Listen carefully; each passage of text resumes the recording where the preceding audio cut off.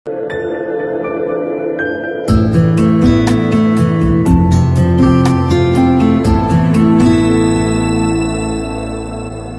mga idol, please like, share and subscribe for more novel stories to uploads. Muling pagkabuhay, JC Entertainment. Maraming salamat sa lahat mga idol na sumusubaybay sa ating channel.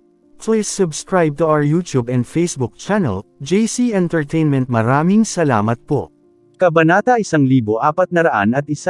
Bawat isa ay may sariling motibo. Pareho silang napakabangis na nilalang. Ang resulta ng gayong napakalaking epekto ay halos hindi maisip.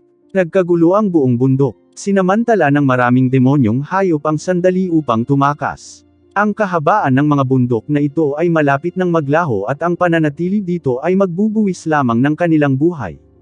Ang mga aftershocks na pinakawalan ng mga mandirigma ay madaling kumitil ng kanilang buhay. Hong Long. Sa kalangitan sa itaas, si Jiang Chen at ang Fire Qilin ay patuloy na binomba ang isa't isa ng 12-dosenang beses. Ang walang laman ay lubusang nawasak. Napaatras si Jiang Chen ng 1 dosenang hakbang bago nabawi ang kanyang balanse. Maging ang makapangyarihang Fire Qilin ay kailangang umatras ng 3 hakbang. Imposible. Paano magiging ganito kalakas ang isang Golden Immortal? Ang Fire Qilin ay nagulat, inalis ang lahat ng pagmamaliit nito para kay Jiang Chen. Hindi kailanman maniniwala ang halimaw na ang isang Golden Immortal ay maaaring maging napakalakas. Akala niya noong una ay sapat na ang isang strike para durugon si Jiang Chen. Sa kanyang pagtataka, mahigit 10 round na ang laban nila at buhay na buhay pa ang kanyang kalaban. Hindi pa niya nasusugatan ang kanyang kalaban. Ito ay maaari lamang isaalang-alang na siya ay nakakuha ng mataas na kamay, sa pinakamahusay na.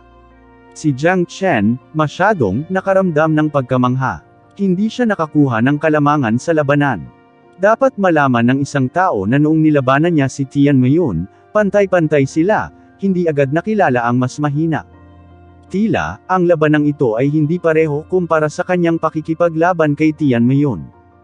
Pagkatapos ng 1 buwang pag-atras sa Ancestral Dragon Pagoda at ilang kultibasyon sa daan dito, kahit na walang pagtaas sa bilang ng kanyang mga marka ng dragon, ang kanyang pundasyon ay ganap na pinatibay na natural na nagpahusay din sa kanyang lakas sa pakikipaglaban. Gayunpaman, hindi pa rin siya kalaban para sa Fire Qilin. Hindi ito maipaliwanag ng kanyang kababaan, ngunit sa halip ay ang superiority ng Fire Qilin. Ang makapangyarihang Saint Beast ay sadyang hindi maihahambing sa sinumang ordinaryong magsasaka. Kahit na ang isang henyo tulad ni Tian Meiyun ay hindi magkakaroon ng pagkakataon kung haharapin niya itong Fire Qilin. Ang hirap hawakan ng bastos na ito. Sumimangot si Jiang Chen. Parang hindi magiging madali para sa kanya na tanggalin ang halimaw na ito ngayon. Wala siyang ganap na katiyakan kahit na ginamit niya ang 9 Dragons Extinguishing the World. Pagkatapos ng lahat, ang Fire Qilin ay hindi si Tian Meiyun. Roar. Nagngangalit si Big Yellow. O dapat sabihin na ang kanyang fighting spirit at layunin ay ganap na napukaw. Nasaksihan ang pagkatakot ng Fire Qilin, ang dugo ni Big Yellow ay agad na nag-alab. Humarap siya sa langit at umungol. Ang chi ng kanyang bloodline ay nahayag at ang kanyang momentum ay patuloy na tumataas. Anong bastard? Nang makita ito, hindi napigilan ni Jiang Chen na umiling. Alam niya ang ginagawa ni Big Yellow. Gagamitin ni Big Yellow ang natitirang Immortal Execution Sword para itulak ang kanyang cultivation base sa half-step Immortal King Realm sa maikling panahon. Kung ito ay sa mga karaniwang araw, pinigilan siya ni Jiang Chen. Pagkatapos ng lahat, ang Big Yellow ay naka-advance pa lang sa tuktok ng Late Golden Immortal Realm. Kung nakapasok si Big Yellow sa half-step Immortal King Realm ngayon, tiyak na magdadala ito ng negatibong epekto sa kanyang pundasyon. Ngunit ngayon, walang intensyon si Jiang Chen na pigilan si Big Yellow. Ito ay isang pagkilos ng pag-unawa. Bilang isang makapangyarihang banal na hayop, ang dignidad ay higit na mahalaga kaysa anupaman. Sa loob ng Big Yellow ay isang hindi aminin talo na espiritu. Ang espiritong ito ang nagpasiklab sa espiritu ng pakikipaglaban ni Big Yellow. Ang tanging layunin ngayon ng Big Yellow ay talunin itong Fire Qilin. Sa ilalim ng epekto ng espiritong ito, kahit na sumulong siya sa kalahating hakbang na Immortal King Realm, hinding-hindi ito makakaapekto sa kanyang pundasyon, at ang kanyang pundasyon ay magiging mas matatag habang ang kanyang cultivation base ay bumuti. Ito ay tulad ng pagpatay ng 2 ibon sa isang bato. Humph! Sinusubukang lumusot sa harap ko. Imposible yan. Lalamunan muna kita, tapos lalamunan ko yang brat na yan. Ang apoy na si Kilin ay sumangot ng malamig, umikot at sumugod patungo sa Big Yellow. Matapos malaman na hindi madaling kalabanan si Jiang Chen, tatanggalin na lang muna niya ang Big Yellow. Sa pamamagitan ng paglamon sa alinman sa mga ito, maa-absorb niya ang Divine Beast bloodline ng kanyang target. Sa oras na iyon, ang kanyang cultivation base ay bubuti kaagad. Pagkatapos nito, aalisin niya ang isa pa. Iyon ay magiging isang walang kamali-mali at walang kahirap-hirap na plano, gayunpaman ito ay magiging lubhang mahirap na mapagtanto. Swoosh! Sa sandaling kumilos na ang Fire Kilin, lumabas si Jiang Chen sa harap ng halimaw. Marahil ang kasalukuyang lakas ni Jiang Chen ay hindi kasing lakas ng Fire Kilin, ngunit ang kanyang husay at bilis sa paggalaw ay mas mabilis pa rin kaysa 2 Fire Kilin na pinagsama. Ako ang iyong target, sabi ni Jiang Chen. Ang kanyang layunin sa pakikipaglaban ay mas malakas kaysa dati. Hindi madaling makaharap ang isang malakas na kalaban. Kung mas malakas ang kalaban, mas madaling pukawin ang pagnanais ni Jiang Chen na lumaban. Palaging kumukulo ang dugo niya sa ganitong labanan. Nanliligaw sa kamatayan. Dahil hindi mo alam kung ano ang kamatayan, kung gayon kailangan na lang muna kitang patayin. Ang Fire Kilin ay nagalit. Siya ay bumulwak ng isang haligi ng apoy na ganap na nakondense palabas ng Saint Fire at pinagsama sa kanyang hindi kapani-paniwalang puwersa ng pag-atake. Maaaring ito ay parang isang normal na welga, ngunit hindi ito isang bagay na dapat ipagwalang bahala. Maaari itong ituring na isa sa pinakamalakas na pag-atake ng Fire Kilin. Fire Dragon Seal. Si Jiang Chen ay walang takot. Agad niyang pinatay ang makapangyarihang Fire Dragon Seal, gamit ang apoy upang kontrahin ang apoy. Nakakatakot ang Saint Fire, ngunit ang True Dragon Flame ay hindi rin mababa dito. Bukod dito, ang True Dragon Flame ni Jiang Chen ay naglalaman din ng malakas na True Thunder Fire. Roar! Ang dragon na apoy ay umungal, pagkatapos ay bumangga ito sa haligi ng apoy sa kanyang pinakamabangis na tindig. Bagamat ang Fire Dragon Seal ay pinaliit mula sa True Dragon Flame at True Thunder Fire, naroon din ang enerhiya na ibinibigay ng napakalaking bilang ng mga marka ng dragon. Honglong. Ang kulay ng langit ay lubos na nagbago. Karamihan sa mga bundok ay malapit nang mawala. Ang mga crater ay nilikha ng mga aftershocks, umuusok sa kalangitan. True Dragon Flame, mayroon ding ibang siga sa loob nito. Tao ba ito o dragon? Dragon man siya o tao, buburahin ko siya ngayon. Kung makukuha ko ang True Dragon Flame at ipasok ito sa aking Saint Fire, ang mga benepisyo ay hindi masusukat. Ang Fire Kilin ay muling namangha at nakaramdam ng kasiyahan. Ang True Dragon Flame ni Jiang Chen ay pumukaw sa kanyang sakam na puso. Natural na hindi niya alam na na-target na ni Jiang Chen ang kanyang Saint Fire bago pa man niya na-target ang True Dragon Flame ni Jiang Chen. Tulad ng Fire Kilin, kung maaaring pagsamahin ni Jiang Chen ang Saint Fire na ito sa kanyang True Dragon Flame at True Thunder Fire, ang mga benepisyo ay walang hangganan.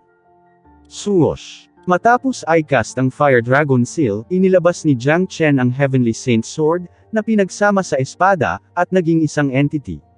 Ang liwanag ng espada ay kumikinang tulad ng isang makinang na Heavenly River, na nagsilang ng isang galit na dragon, at naglaslas sa Fire Kilin.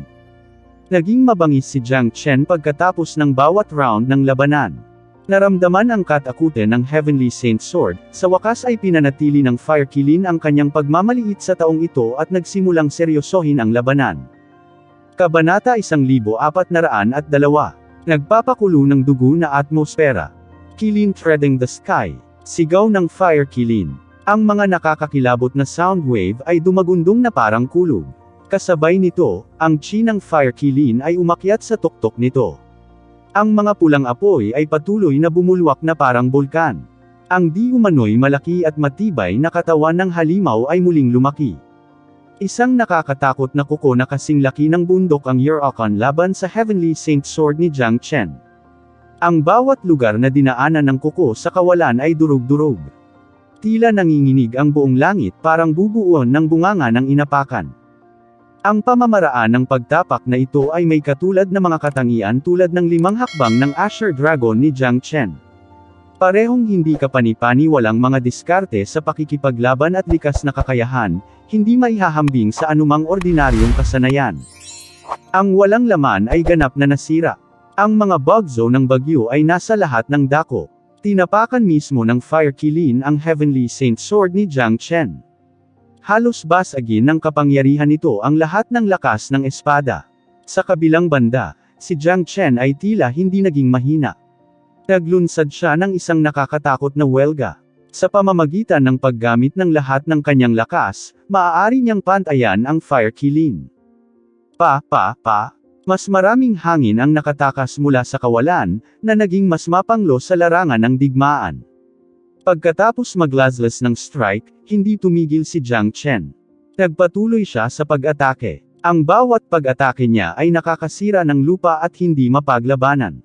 Dagdag pa, ang kanyang bilis ay napakabilis. Hindi niya kailangang mag-alala tungkol sa kanyang pagkonsumo ng enerhiya dahil ang enerhiya sa kanyang chi ay hindi mauubos.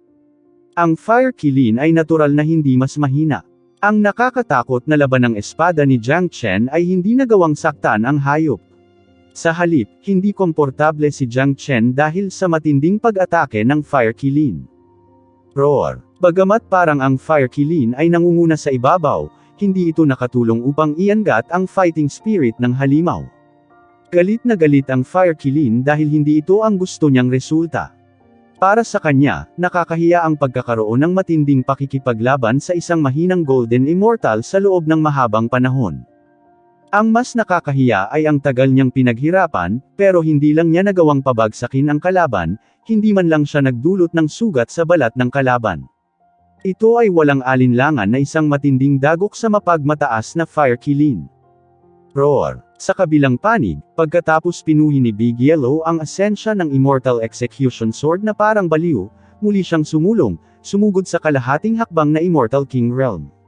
Ang pagsulong mula sa huling bahagi ng Golden Immortal na kaharian patungo sa kalahating hakbang na Immortal King na kaharian ay isang napakalaking agwat.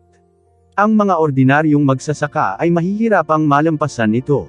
Kung ito ay isang normal na immortal, kahit na sa tulong ng napakalaking enerhiya, hindi pa rin siya makaka-advance sa kalahating hakbang na Immortal King Realm, dahil sa loob ay mayroong isang uri ng enlightenment.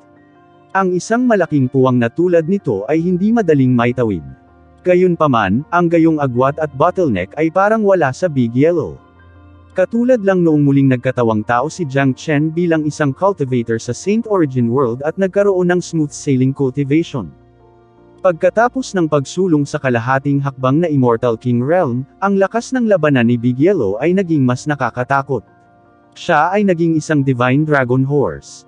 Kumikislap sa kuryente ang 3 sungay sa ulo niya. Habang umaagos ang kuryente, sa halip na singilin sa Fire Qilin, pumulupot ito sa kanyang bungo. Kasunod nito, inilunsad niya ang kanyang pag-atake. Ang kanyang pag-atake ay kasing dali ng nakaraan. Sa pamamagitan ng paggamit ng kanyang ulo sa pagpuntirya, inilunsad niya ang kanyang sarili pasulong tulad ng isang arrow na pumutok mula sa isang busog, nagmamadaling pasulong na may swoosh. Nanliligaw sa kamatayan. Nang makita kung ano ang nangyayari, ang Fire Qilin ay nginisyon. Ang paggamit ng ulo sa pag-atake ay lubhang katawa-tawa. Ito ay ganap na isang paraan ng paghahanap ng kamatayan. Kahit na ang Big Yellow ay isa ng kalahating hakbang na Immortal King, ang Fire Qilin ay hindi pa rin nag-aalala. Itinaas ng Fire Qilin ang kanyang malaking kuko sa bilis ng kidlat, pagkatapos ay tinapakan ang ulo ni Big Yellow. Sa kanyang pananaw, sapat na ito para durugan ang bungo ni Big Yellow. Bang! Gayunpaman, ang katotohanan ay palaging malupit. Nang bumangga ang malaking kuko sa ulo ng aso, saka lang naunawaan ng Fire Qilin kung bakit nang ahas si Big Yellow na gamitin ang kanyang ulo sa pag-atake. Ito ay lumabas na ito ay hindi isang pag-atake na naghahanap ng kamatayan, ngunit isang malakas na likas na kakayahan. Tama iyon. Ang ulo ni Big Yellow ay isang likas na kakayahan, isang mahiwagang at banal na sandata. Kalampag, kaluskos ng kuryente. Sa ilalim ng nakakabaliw na epekto, ang Fire Qilin ay hindi inaasahang umatras ng ilang hakbang. Bagamat bahagi ng dahilan ay dahil sa kawalang ingat ng Fire Qilin, maaari rin itong ipaliwanag ng takot ni Big Yellow. Sa katunayan, ang Dragon Horse at Fire Qilin ay parehong-parehong antas na mga banal na hayop, ngunit may ilang pagkakaiba sa pagitan nila. Ang Big Yellow ay kabilang sa abnormal na uri sa kategoryang Dragon Horse. Bagamat ang kanyang kadugo ay hindi kasing gargle ng Fire Qilin, ang kanyang regalo ay walang dadaang mas nakakatakot. Bukod dito, ang Big Yellow ay nagkaroon ng maraming sikreto at mayamang karanasan sa pakikipaglaban. Ang strike ngayon ay maaaring mukhang simple, ngunit iyon ay isang buong puwersang pag-atake ng Big Yellow. Lahat ng kapangyarihan mula sa kanyang tatlong sungay ay naipasok dito. Iyon lamang ang maaaring pilitin ng Fire Qilin na paatras, dahil sa katotohanan na ang Fire Qilin ay pabaya. Aya. Nabaliw ang Fire Qilin. Alam niyang may nakilala siyang dalawang abnormal na nilalang ngayon, ang mga sobrang abnormal, ngunit hindi nito naisip na umatras. Sa halip, pinasigla nito ang kanyang pagnanais na pumatay. Sa harap ng maharlikang bloodline, walang mga salitang gaya ng retreat. Gayunpaman, ang gayong marangal na pag-iisip ay tiyak na makakasama sa kanya. Hindi malalaman ng mga hindi pa nakaaway ni Jiang Chen at Big Yellow dati ang kanilang pagkatakot, lalo na kapag silang dalawa ay nagtutulungan. Kung pipiliin ng Fire Qilin na tumakas sa oras na ito, hindi siya mapipigilan ni Jiang Chen at Big Yellow, ngunit kung nanatili ang halimaw at patuloy na lumaban, maiisip kung ano ang mangyayari sa huli. Nagpalitan ng tingin sina Big Yellow at Jiang Chen, at nakita ang solemnidad sa mga mata ng isa't isa. Little Chen, itong Fire Qilin ay masyadong mabangis. Siya ay nagtataglay ng makapangyarihang banal na linya ng dugo ng hayop. Ito ay magiging lubhang mahirap na alisin sa kanya. Huwag na tayong magpigil pa. Mamaya, gagamitin ko ang likas kong kakayahan. Gagamitin mo ang Heavenly Dragon Combat Halberd para magdulot ng malubhang pinsala sa kanya. Bulong ni Big Yellow kay Jiang Chen. Sige. Tumango si Jiang Chen. Sa oras na ito, ang labanan ay karaniwang umabot sa pinakakritikal na sandali. Upang maalis ang Fire Qilin, hindi na nila napigilan ang kanilang lakas. Kailangan nilang ipakita ang kanilang pinakamakapangyarihang mga trumpo card. Ang kasalukuyang trump card ni Jiang Chen ay ang Heavenly Dragon Combat Halberd. Sa kanyang kasalukuyang lakas at cultivation base, ang 9 Dragons Extinguishing the World pa rin ang kanyang pinakamahusay na diskarte. Roar! Ang apoy na si Qilin ay umungal muli, tila malapit ng mabalisa. Lalong lumakas ang apoy sa kanyang katawan. Ang dating normal na labanan ay naging buhay o kamatayang labanan. Ang isang panig ay nagsisikap na alisin ang Fire Qilin habang ang kabilang panig ay sinusubukang lamunin sina Jiang Chen at Big Yellow, na ginagawa itong parang isang tit-for-tat battle. Kabanata 1403. Ang walang harang immortal na tayback sa pagpatay. Galit. Ang Fire Qilin ay naging ganap na galit. Hindi naging madali para sa kanya na lumabas at magsaya. Hindi niya akalain na makakaranas siya ng ganoong dagok, na nagpayanag sa kanyang paniniwala sa kanyang pagiging walang talo. Ilalabas niya ang lahat ng kanyang takot. Ang santo apoy ay namuo na sa solidong anyo. Kasunod nito, ang apoy ay napasok sa isa sa kanyang malalaking kuko, na nagpaganda sa kanyang matibay na braso. Ang hindi pa nagagawang enerhiya ay sumabog mula sa kanya. Ito ay isang paraan na maaaring pasiglahin ang kapangyarihan ng braso ng Qilin at isa rin sa mga likas na kakayahan ng Fire Qilin. Sa pamamagitan ng paggamit ng binagong braso upang tumapak sa kalangitan, hindi ito magkakaroon ng problema sa paggawa ng isang malaking bunganga.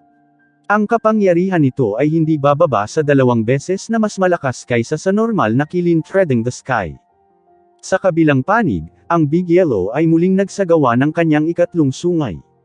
Eksakto ang sungay na tumubo dahil sa abnormal na bloodline ng Dragon Horse. Dahil din sa pagbabagong ito na lumikha ng ibang Dragon Horse, ibang Big Yellow. Ang ganitong pagbabago ay nagbigay sa kalahating hakbang na Immortal King Big Yellow ng lakas upang labanan ang maagang Immortal King Fire Qilin. Si Jiang Chen ay kumilos din. Alam ng magkabilang panig na ito ay isang hindi maihahambing na kritikal na sandali, ang labanang ito ang magpapasya sa kanilang mga kapalaran. Iningatan ni Jiang Chen ang Heavenly Saint Sword, ngunit hindi dahil ang espada ay walang silbi.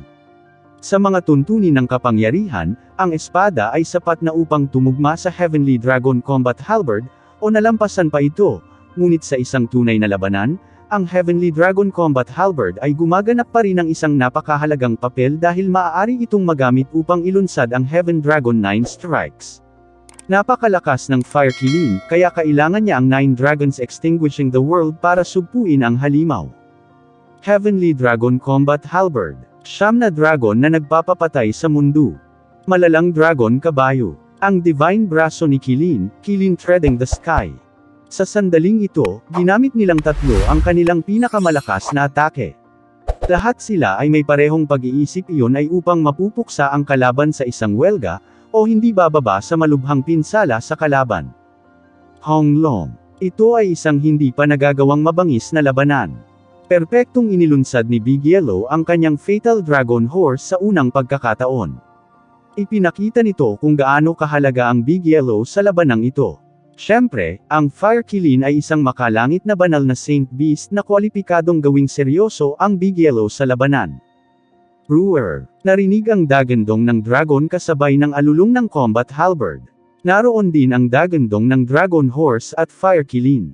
Ang walang hanggan na nakakatakot na enerhiya ay nagbanggaan sa isa't isa sa iba't ibang anyo. Maiisip na kung ang isang ordinaryong eksperto sa Immortal King ay makikialam sa labanang ito, siya ay mamamatay kaagad. Kung ito ay isang kalahating hakbang na immortal na hari, ang mga aftershocks ng epekto lamang ay maaaring dumurog sa kanya, na hindi maiiwan kahit ang mga labi. Hong Long. Nabasag ang kalangitan at isang malaking bunganga ang sumabog dito. Ang walang hangganang alon ng apoy ay lumilipad pababa, na tila nilipol ang buong bulubundukin. Sa larangan ng digmaan ay ang mga anino ng Kilin, laban ng dragon at dragon kabayo. Sa himpapawid, umikot ang laban ng dragon at umikot ang dragon horse, nagpapadilim sa kulay ng langit at mga ulap. Kung may dadaan sa ganitong oras, matagal na siyang matulala. Isa itong sumikat na Saint Battle sa gitna ng mga banal na hayop, isang bagay na mahirap masaksihan kahit sa loob ng 100 taon. Sa ilalim ng magkasanib na pag-atake ni Jiang Chen at Big Yellow, ang Fire Kilin ay sa wakas ay napigilan at ipinadala pabalik. Ang malakas na bugzo ng enerhiya ay naging sanhi ng pagbuga ng Fire Kilin ng isang subo ng dugo. Ito ay makikita na ang hayop ay nagdusa ng ilang mga pinsala mula sa banggaan. Pero sa kanya, minor injury lang iyon at malayo pa sa pagiging seryoso. Ibig sabihin, may kakayahan pa ring lumaban ang Fire Kilin. Roar, anak ng Abich. Kayong dalawang langgam ang lakas ng loob na saktan ako. Tapos ka na. Ikaw ay ganap na tapos na. Nagtagumpay ka sa pag-provoke sa akin. Ang Fire Kilin ay umungal ng matindi. Hindi niya matanggap ang ganoong katotohanan. Sa kabila ng kanyang pangangatawan na king, nasugatan pa rin siya ng 2 Golden Immortals. Ito ay eksaktong isang katawa-tawa na bagay at isang kahihiyan sa kanya. Talagang hindi niya mapapayagan na magpatuloy ito. Upang mabawi ang kanyang mukha, dapat niyang alisin ang kanyang mga kalaban. Iyon lamang ang makakatulong sa kanya na maibalik ang kanyang nawalang dangal. Sa kabilang banda, nagulat din sina Jiang Chen at Big Yellow. Ang kapangyarihan ng Fire Kilin ay lumampas na sa kanilang imahinasyon, mas nakakatakot pa ito kaysa sa inaasahan nila sa simula pa lang. Bagamat ang magkasanib na pag-atake ay nagdulot ng kaunting pinsala sa hayop, naubos din ito ang napakalaking lakas ni Jiang Chen. Kahit papaano sa kanyang kasalukuyang lakas, halos imposible para sa kanya na ilunsad muli ang 9 Dragons Extinguishing the World. Ang parehong ay totoo para sa Big Yellow. Bagamat mayroon pa ring nakakabaliw na supply ng enerhiya si Big Yellow, hindi sapat ang kanyang cultivation base. Sa kabila ng pagsulong niya sa kalahating hakbang na Immortal King, hindi pa rin siya sapat na lakas para labanan ang Fire Kilin ng mag-isa. Para sa langit, parang kailangan kong ibuhos lahat ng lakas ko ngayon. Little Chen, pumunta at gawin siyang abala. Gagamitin ni Master Dog ang Immortal Execution Sword. Si Big Yellow ay nagngangalit ang kanyang mga ngipin at gumawa ng isang nakatutuwang desisyon. Pinaplano niyang gamitin ang makapangyarihang Immortal Execution Sword. Sa kasalukuyang sitwasyon, wala nang ibang mas magandang paraan maliban sa paggamit ng Immortal Execution Sword. Ang pagkonsumo ng pag-activate ng Immortal Execution Sword ay magiging napakahusay. Sigurado ka ba? Tanong ni Jiang Chen na nakakunot ang noo. Kitang-kita sa mga mata niya ang pag-aalala. Huwag kang mag-alala. Ang iba ay maaaring hindi sigurado tungkol dito, ngunit ang Master Dog ay lubos na kumpiyansa tungkol dito. Ang Immortal Execution Sword ay naglalaman ng aking bloodline. Nakuha ko na ang buong pagkilala nito. Siyempre, ang halaga ng enerhiya ay tiyak na magiging humongous. Hanggat makakainom ako ng 2 pang mangkok ng Saint Blood mula sa Fire Kilin pagkatapos nito, magiging maayos ito. Dinilaan ni Big Yellow ang bibig niya. Tumitaw ang kabaliwan sa kanyang mukha. Ang tukso ng pagkakaroon ng Saint Beast Kilin ay talagang sulit na ipagsapalaran ang lahat. Roar! Ang apoy na kilin ay nagngangalit, at galit na sumugod kay Jiang Chen at Big Yellow. Clang! Si Jiang Chen ay handa para dito. Hinarang ng halberd ang track ng Fire Kilin at sumiklab ang matinding labanan. Ang kailangang gawin ngayon ni Jiang Chen ay panatilihing okupado ang Fire Kilin, upang bumili ng ilang oras para sa Big Yellow. Dapat malaman ng isang tao na hindi isang madaling bagay na i-activate ang Immortal Execution Sword. Ang Immortal Execution Sword sa una ay isang sandata na pag-aari ng Immortal Execution King. Ito ay isang napaka-nakakatakot na sovereign weapon. Ngayon, ito ay ganap na itinayong muli at hindi bababa sa kasing lakas ng isang Emperor weapon. Dahil sa kasalukuyang cultivation base ng Big Yellow, kailangan niyang pilitin na gamitin ang sandata upang mailunsad ang napakalaking kapangyarihan ng espada. Kung ang isang ordinaryong cultivator ay makakakuha ng Immortal Execution Sword, hindi niya magagawang ilunsad ang kapangyarihan nito. Ang Big Yellow, sa kabilang banda, ay may isang tiyak na kasaysayan sa espada, at ganap na nakilala ng espada, at mayroon pa ring malaking halaga ng Immortal Execution Sword na natitira sa kanyang katawan. Gayunpaman, isang nakakabaliw na pagkilos ang puwersahang gamitin ang Immortal Execution Sword, ngunit nagpasya si Big Yellow na makipagsapalaran. Hanggat kaya niyang alisin ang Fire Kilin na ito, magiging sulit ang lahat. Kabanata 1404. Ang banal na lakas ng walang kamatayan na tibak sa pagpatay. Ibinuko ni Big Yellow ang kanyang malaking bibig at isang maladyos na espadang panlaban ang lumabas sa kanyang bibig. Gra! Nakakadurog ng lupa ang sigaw ng espada. Nag-graded ito ng isang walang katulad na sagradong chi at nagdala ng napakalaking aura na nagpasindak sa mga tao. Ang pangalan ng espada ay nagpapahiwatig kung gaano karaming mga immortal ang napatay ng espadang ito, at kung gaano karaming dugo ang nabahira ng espada. Sa buong Immortal World, mayroon lamang ang Immortal Execution Sword na nang-ahas na Ipangalon sa salitang Immortal Execution. Ang sandata na kapantay ng espadang ito ay ang Immortal Burying Coffin. Iyon ang dahilan kung bakit ang Immortal Execution King at Great Emperor Zhang Xian ang dalawang dakilang tycoon sa Immortal World. Kilala sila sa lahat ng Immortal Domains.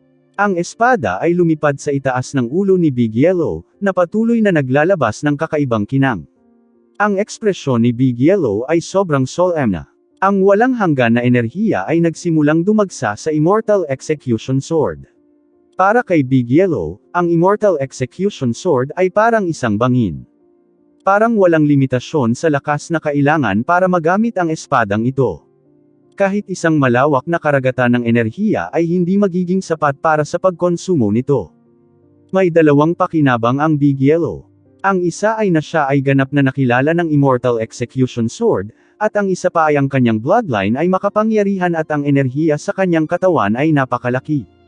Kung kulang siya sa alinman sa mga bagay na ito, hindi niya magagawa ang kapangyarihan ng Immortal Execution Sword.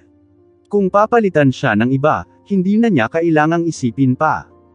Maging si Jiang Chen mismo ay hindi magawang humawak ng espada. Noong nakaraang pagkakataon, ang piraso ng Immortal Execution Sword na nakuha ni Jiang Chen ay parang isang scrap metal sa kanya, ganap na walang silbi.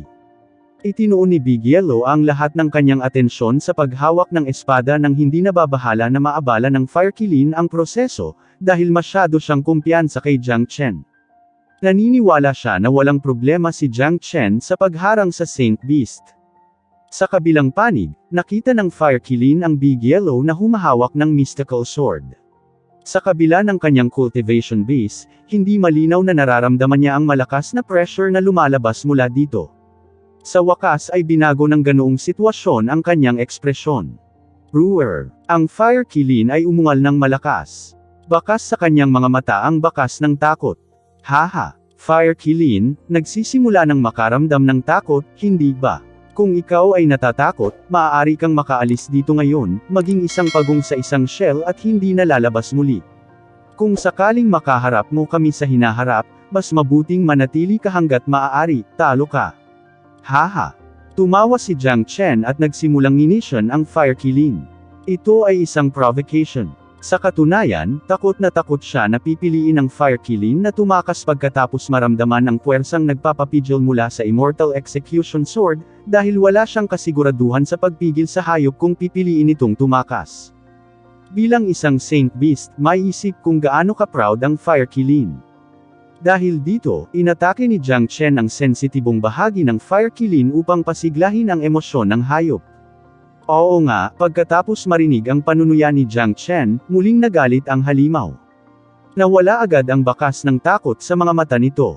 Bastard, how dare you humiliate me?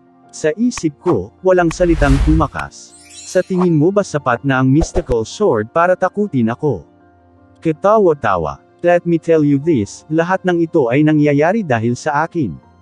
Akin ang bloodline mo at bloodline ng aso, pati na ang espadang iyon. Lalong tumindi ang kasakiman ni Fire Kilin, masyadong mapangakit ang dalawang bastard na ito. Pinahintulutan siya nitong makita ang walang katapusang daloy ng mga benepisyo. Kahit na ang Immortal Execution Sword ay nagbigay sa kanya ng matinding pressure, naniniwala siya na hindi magagawa ng Big Yellow ang tunay na kapangyarihan ng sword. Kahit na kaya talagang gamitin ni Big Yellow ang ilan sa kapangyarihan ng espada, nasa loob pa rin ito ng kakayahan niyang ipagtanggol. Too bad, hubris was the thing that hurt him eventually. Brewer. Ang Immortal Execution Sword ay nagpakawala ng isang nakakabinging sigaw ng espada. Dala nito ang malakas na chi ng Immortal Execution. Sa sandaling ito, parang ang espada ay naging nag-iisa sa langit at lupa. Hinawakan ni Big Yellow ang espada habang nanginginig ang katawan. Ipinakita lamang nito na ang pagsusumikap ng espada ay hindi maliit na gastos sa kanya. Little Chen, umalis ka. Big Yellow sumigaw kay Jiang Chen. Ngayon na ang momentum ng Immortal Execution Sword ay nakondense na, kailangan niyang ilunsad agad ang pag-atake, dahil ang espada ay masyadong mabigat, tulad ng isang sinaunang humongous na bundok na nagbigay sa kanya ng hirap sa paghinga. Kung hindi niya ilulunsad ang pag-atake ng mas maaga, madudurog siya sa bigat. Swoosh! Sa sandaling inilunsad ang welga, si Jiang Chen ay naging isang sinag ng liwanag, bumaril sa malayong distansya, iniwan ang larangan ng digmaan sa Big Yellow. Sa oras na ito, si Jiang Chen, masyadong, ay walang katulad na nasa sabik. Ang kanyang mga mata ng dragon ay patuloy na kumikinang. Puno siya ng pag-asa at pag-usisa tungkol sa kapangyarihan ng Immortal Execution Sword. Ang Immortal Execution Sword ay tila naging buhay at espiritual. Agad itong nag-lock sa chi ng Fire Kilin. Kapansin-pansing nagbago ang ekspresyon ng Fire Kilin. Ang matinding pressure na naramdaman niya ay lumampas sa kanyang lakas na tiisin. Paano ito naging napakalakas? Naramdaman ng halimaw ang pagnanasang umubo ng dugo. Sa harap ng makapangyarihang Immortal Execution Sword, sa wakas ay nakaramdam siya ng pangamba na nagmumula sa kaibuturan ng kanyang puso. Sa oras na ito, kailangan na niyang tumakbo, wala na siyang pakialam sa kanyang mukha at dangal. Kung hindi, tiyak na mamamatay siya. Isang mapang-asar na ungol ang ginawa niya, saka kinaladkad ang kanyang malaking katawan at tumakas. Sa kasamaang palad, ang kanyang chi ay ganap na nalock ng Immortal Execution Sword. Siya ay ganap na nababalot ng presyon ng espada. Imposibleng makatakas siya sa atake ng espada kahit saan man siya tumakbo. Dahil hindi na posible ang pagtakas, ang tanging magagawa ng Fire Kilin ay ang ipagtanggol ito ng buong lakas. Hanggat kaya niyang harangan ang pag-atake, magkakaroon siya ng pagkakataong mabuhay. Shit! Nainas siya at nagsimulang magsisi. Nanghihinayang siya na hindi niya piniling tumakas kanina na naging dahilan para mahulog siya sa ganoong delikadong sitwasyon ngayon. Hindi siya tanga at naiintindihan niya na ang sinabi ni Jiang Chen kanina ay isang paraan lamang para pukawin ang kanyang emosyon. Halika, ako ang hari ng langit at lupa at hinding-hindi natatalo. Dahil sa kawalan ng kakayahan, magagawa lamang ng Fire Qilin ang lahat ng kanyang makakaya upang harangan ang pag-atake. Pinaikot niya ang kanyang bloodline sa maximum, na ginamit ang lahat ng kanyang lakas sa pakikipaglaban ng perpekto. Isang sinag ng ginintoang pulang enerhiya at apoy ang namuo upang bumuo ng isang malaking light column na humaharang sa Immortal Execution Sword. Hong Long. Napakalakas ng pag-atake ng Fire Qilin. Kahit na ang isang intermediate na Immortal King ay seryosong masasaktan sa gayong nakakatakot na pag-atake, ngunit sa kasamaang palad, ang Fire Qilins ay nakaharap sa kagalang-galang na Immortal Execution Sword. Sa ilalim ng malakas na pag-atake ng Immortal Execution Sword, ang pag-atake ng halimaw ay madaling nawasak na parang basurang papel. Pagkatapos noon, hindi nabawasan ang momentum ng espada at tumusok patungo sa Fire Qilin sa nakakatakot na bilis. Hindi. Ang Fire Qilin ay nag-aatubiling umiyak. Lahat ng depensa sa katawan niya ay tuluyang nawasak ng espada. Minamaliit niya ang kapangyarihan ng Immortal Execution Sword, o dapat sabihin na hindi niya akalain na ito ang maalamat na Immortal Execution Sword. Sa puntong ito, ang tanging magagawa niya ay ang maghintay na tumusok ang espada sa kanyang katawan. Kabanata 1405, Umaapaw sa mga henyo. Brewer. Ngunit ang Fire Qilin ay pagkatapos ng lahat ay isang Saint Beast na may mapang-apang paraan. Bagamat nahaharap siya sa pinakamalaking krisis na maaaring magbanta sa kanyang buhay, nagpalipat-lipat pa rin siya ng enerhiya sa kanyang bloodline upang ilipat ang kanyang katawan, iniiwasan ang kanyang mga vital point na matamaan ng pag-atake, upang hindi siya mamatay kapag siya ay tinamaan ng walang kamatayang execution sword. Puchi. Ang nakakakilabot na Immortal Execution Sword ay tumama sa likod ng Fire Qilin, na agad na lumikha ng isang butas sa katawan ng hayop. Ang Fire Qilin ay nagpakawala ng isang malungkot na sigaw na tila nakakatakot. Tila, ang kanyang huling minutong paglipat ay nakatulong sa kanya, na nagpapahintulot sa kanya na ilipat ang kanyang mahahalagang punto palayo. Kaya sa kabila ng malaking pinsala sa pag-atake, hindi nito binawi kaagad ang kanyang buhay. Swoosh! Ang Immortal Execution Sword ay automatikong lumipad palabas mula sa katawan ng Fire Qilin at nilamon ng Big Yellow. Sa sandaling naubos na ang kapangyarihan ng Immortal Execution Sword, pakiramdam ni Big Yellow ay naubos. Huwag mo nang banggitin ang tungkol sa pagkakaroon ng isa pang laban, wala man lang siyang lakas na lumipad. Pakiramdam niya ay mahuhulog ang kanyang katawan mula sa langit. Mabilis na nag-react si Jiang Chen. Isang banayad na puwersa ang humila sa katawan ni Big Yellow papunta sa Ancestral Dragon Pagoda. Sa kasalukuyan, mayroong 500 milyong mataas na grado na Immortal Metal Stones sa pagoda, na magbibigay daan sa Big Yellow na mabawi ang kanyang enerhiya. Nakumpleto ni Big Yellow ang kanyang gawain at ito ay napakahusay na nagawa. Bagamat hindi nagawang patayin ng Immortal Execution Sword ang Fire Qilin, ang Saint Beast ay nagkaroon ng malubhang pinsala. Dahil sa kasalukuyang kalagayan ng halimaw, hindi siya makakatakas, lalo pat lumaban.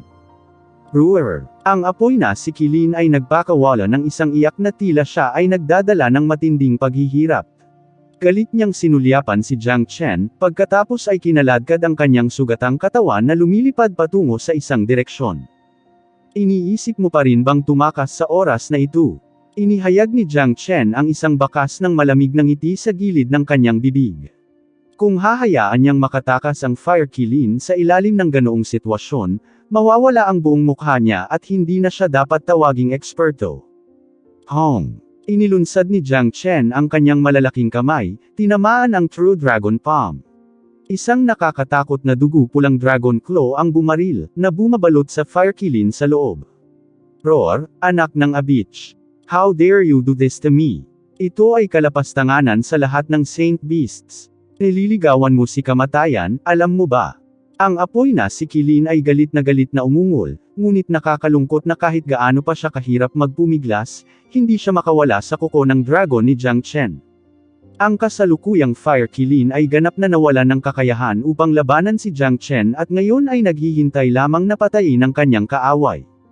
Ang Saint Beast ay nagalit. Siya ay isang marangal na Saint Beast, ang hari ng langit at lupa. Kailan pa siya napahiya sa ganoong paraan? Sa kasamaang palad, ito ang kanyang kamalasan na nakatagpo niya sina Jiang Chen at Big Yellow ngayon. Lahat ng pagmamataas at swerte na mayroon siya ay kukunin ni Jiang Chen pagkatapos nito.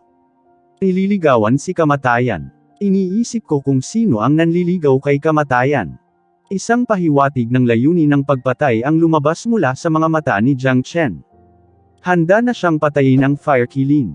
Kung maa-absorb niya ang bloodline ng halimaw na ito ay makikinabang sa kanya ng hindi maisip. Dahil sa pagkatakot ng Dragon Transformation Skill, maaari pa niyang makuha ang likas na kakayahan ng Fire Qilin. Little Chen, huwag mo siyang patayin. Biglang umalangaw ang boses ni Big Yellow mula sa pagoda. Ang kasalukuyang Big Yellow ay napakahina at kumakain ng Immortal Meta Stones na parang baliw. Oh! Natigilan si Jiang Chen. Kinukuha ang Fire Qilin, ngunit hindi siya pinapatay. Hindi ito katulad ng paraan ng ginawa ni Big Yellow. Gia may napakagandang ideya si Master Dog. Ito ay isang bihirang Saint Beast Fire Qilin. Napakasayang papatayin siya ng ganito. Ay pakulong muna siya tapos pag-iisipan ni Master Dog kung paano siya haharapin mamaya. Isang masasamang tawa ang pinakawalan ni Big Yellow. Kilalang kilala ni Jiang Chen ang Big Yellow. Masasabi niya mula sa tono ni Big Yellow na walang anumang kaaya-aya ang Big Yellow para sa Saint Beast. Ngunit tanging multo lang ang makakaalam kung anong uri ng pag-iisip ang tumatakbo sa ulo ni Big Yellow. Sa anumang paraan, imposible para sa Fire Qilin na makatagpo ng magandang wakas sa sandaling mahulog siya sa mga kamay ni Big Yellow. Sige, hindi nag-alala si Jiang Chen sa pinaplano ni Big Yellow. Pagkatapos ng lahat, ang Fire Qilin ay hindi makakatakas kahit na gusto niya ngayong nakakulong ang halimaw. Ang pinakamahalagang bagay sa ngayon ay ang lisanin ng lugar na ito dahil ngayon lang ito nakaranas ng isang hindi mapapantayang matinding labanan. Marahil, ang kanilang labanan ay nakakuha ng atensyon ng ibang mga eksperto. Natakot si Jiang Chen na ang mga eksperto mula sa Eastern Profound Domain ay makarating kaagad dito. Upang maiwasan ang hindi kailangang gulo, kinailangan nilang umalis ngayon na siyang pinakamatalinong pagpipilian sa ngayon. Brat, mas mabuting bitawan mo ako. O kung hindi mo malalaman kung paano ka mamamatay. Walang sinuman sa Eastern Profound Domain ang nang-ahas na saktan ako. Sino ka sa tingin mo? Ang Fire Qilin ay tila may ugali na maging mataas at makapangyarihan. Sa kabila ng sitwasyong kinalalagyan niya, pinagbantaan pa rin niya si Jiang Chen. Gayunpaman, tiyak na may karapatan siyang maging mataas at makapangyarihan. Isinasantabi ang katotohanan na siya ay isang makapangyarihang Saint Beast, ang pangunahing kapangyarihan na sumusuporta sa kanya ay sapat na upang takutin ang buong Eastern Profound Domain. Tumahimik ka at umalis ka na. Kinawayan ni Jiang Chen, pagkatapos ay itinapon ng Fire Qilin sa Ancestral Dragon Pagoda, pagkatapos ay bumalik siya sa kanyang anyo ng tao at nawala sa isang kisap mata, lumipad patungo sa direksyon ng Eastern Profound Domain. Ang buong bulubundukin ay ganap na nasira. Sumiklab ang apoy sa buong lupain at kabundukan. Maiisip na pagkatapos ng labanan ngayon, ang kapirasong lupa na ito ay gagawing tigang na lupain na walang laman. Ang mga demonyong hayop na nanatili dito ay kailangang humanap ng ibang lugar. Hindi nagtagal pagkaalis ni Jiang Chen, lumitaw ang tatlong hindi maihahambing na malalakas na figure sa kalangitan sa itaas ng mga bundok. Tatlo silang kabataan. 2 lalaki at 1 babae. Tila kakaibang nilalang silang tatlo habang dirdiretsyong lumabas sa kawalan. Ang hindi kapani-pani walang chi ay dumadaloy sa kanilang mga katawan, dahilan upang manginig ang mga butil ng hangin sa kanilang paligid. Sila ay mga eksperto sa Immortal King. Sa One Line Sky, mayroon lamang isang Immortal King na kasing bata nila. Sa Eastern Profound Domain, ang mga ekspertong tulad nito ay nasa lahat ng dako. Ipinakita nito kung gaano kalaki ang pagkakaiba sa pagitan ng One Line Sky at Eastern Profound Domain. Nakasuot ng puting damit ang dalaga. Ang ganda ng mukha niya. Kahit na ang kanyang kagandahan ay hindi maihahambing kina Wu Ningzu at Yan Chenyu, siya ay itinuturing pa rin na isang bihirang kagandahan. Ang mas nakakagulat ay ang cultivation base ng magandang babae na ito ay nakarating na sa nakakagulat na maagang Immortal King Realm. Ang 2 pang kabataan ay nakasuot din ng puting damit. Matangkad sila, mag-ara at gwapo. Ang isa sa kanila ay katulad ng babae, na may parehong cultivation base, maagang Immortal King Realm. Ang isa na nagkakahalaga ng atensyon ay ang kabataang nakatayo sa pagitan ng dalawa. Siya ay may maitim na buhok, makapal na kilay at malalaking mata na puno ng sigla na parang hiyas. Sa pamamagitan lamang ng pagtayo doon, binigyan niya ang mga tao ng pakiramdam ng kamahalan at ang presyon na ibinubugo mula sa kanya ay nanginginig sa kaluluwa ng mga tao. Siya ay isang lubhang nakakatakot na figure. Bagamat isa rin siyang Immortal King, ang kanyang cultivation base ay hindi maikukumpara sa dalawa pa, dahil ang kanyang cultivation base ay nakarating na sa late Immortal King Realm. Dapat malaman ng isa na ang agwat sa pagitan ng isang maagang immortal na hari at huli na immortal na hari ay hindi maisip. Napakabihirang makakita ng gayong batang yumaong Immortal King. Kung hindi umalis si Jiang Chen, magugulat siya sa dami ng mga henyo sa Eastern Profound Domain. Tulad ng sinabi ni Yang Bufen, ito ay isang henerasyong umaapaw sa mga henyo, at ito ay isang lugar kung saan ang mga henyo ay nagtatagpo. Ang isang lugar na tulad nito ay hindi kailanman magkukulang ng dugo boiling stimulations. Kabanata 1406, hayaan akong magkaroon ng 3 mangkok nito. Matapos lumitaw ang 3 henyo, agad silang napakunot ng noo dahil napakasama ng kalagayan sa ibaba. Nasira ang buong bulubundukin. Kuya Xiong, dapat na pumunta dito ang Qilin. Ang sitwasyon dito ay dapat na siya ang sanhi. Sabi ng dalaga. Ang kanyang tono ay maluwag at puno ng pagmamahal para sa Qilin, na para bang ang pagkasira ng isang bulubundukin ay isang normal na bagay lamang.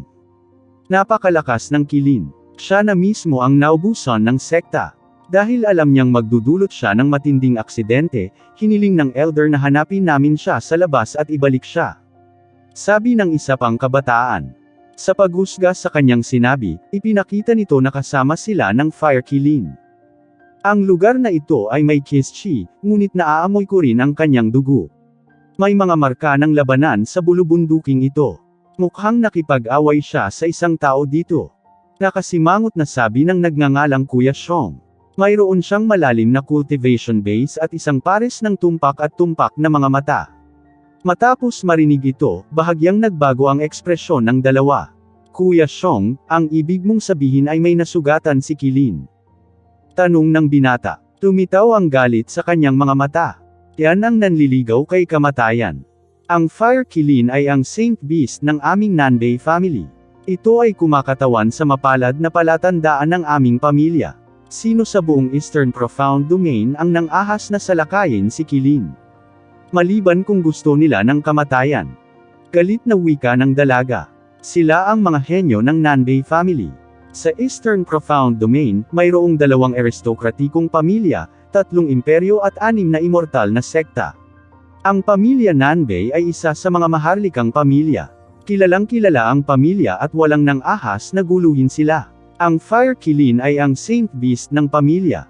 Kinakatawan ng halimaw ang mapalad na kapalaran ng pamilya.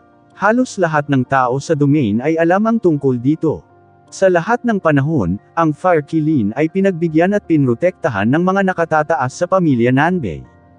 Ngayon, ang Fire Qilin ay inatake ng ito ay nagsasaya sa labas. Para sa pamilya, ito ay hindi kapanipaniwala at walang batas.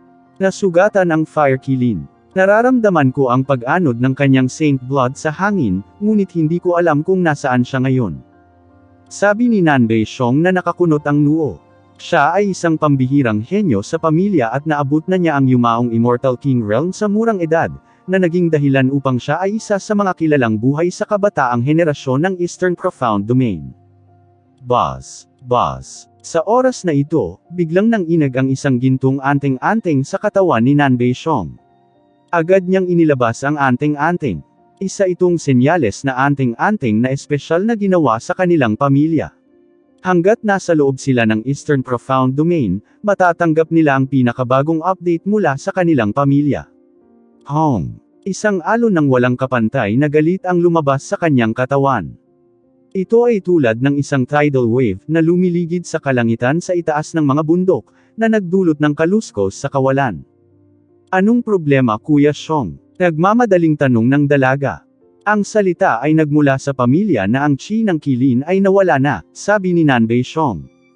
Ano? Imposible yan. Ang natal chi ni Qilin ay naiwan sa pamilya. Hanggat hindi siya aalis sa Eastern Profound Domain, ang kanyang chi ay hindi maglalaho.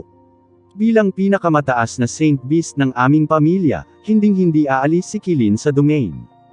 Ito ay dapat nagawa ng isang tao.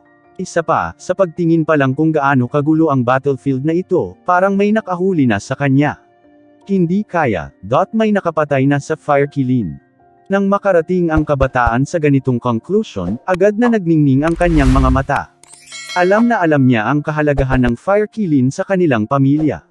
Kasama sa Saint Beast na ito ang swerte ng pamilya. Kung namatay ang halimaw, ito ay katumbas ng posibleng pagkaubos ng kayamanan ng pamilya. Ang Fire Qilin ay hindi pa namatay, dahil ang kanyang spiritual jade sleep ay hindi pa nabasag. Parang may kumuha ng Fire Qilin at nagpakulong sa kanya. At ang taong iyon ay tiyak na gumamit ng isang uri ng makapangyarihang paraan para ikulong siya. Ang mga karaniwang pamamaraan ay hindi magagawang putulin ang chi ng Qilin sa pamilya, sabi ni Nanbei Xiong. Shit. Siguradong pagod na ang taong iyon sa buhay. Sino sa Eastern Profound Domain ang maglalakas loob na hawakan ang ating Saint Beast?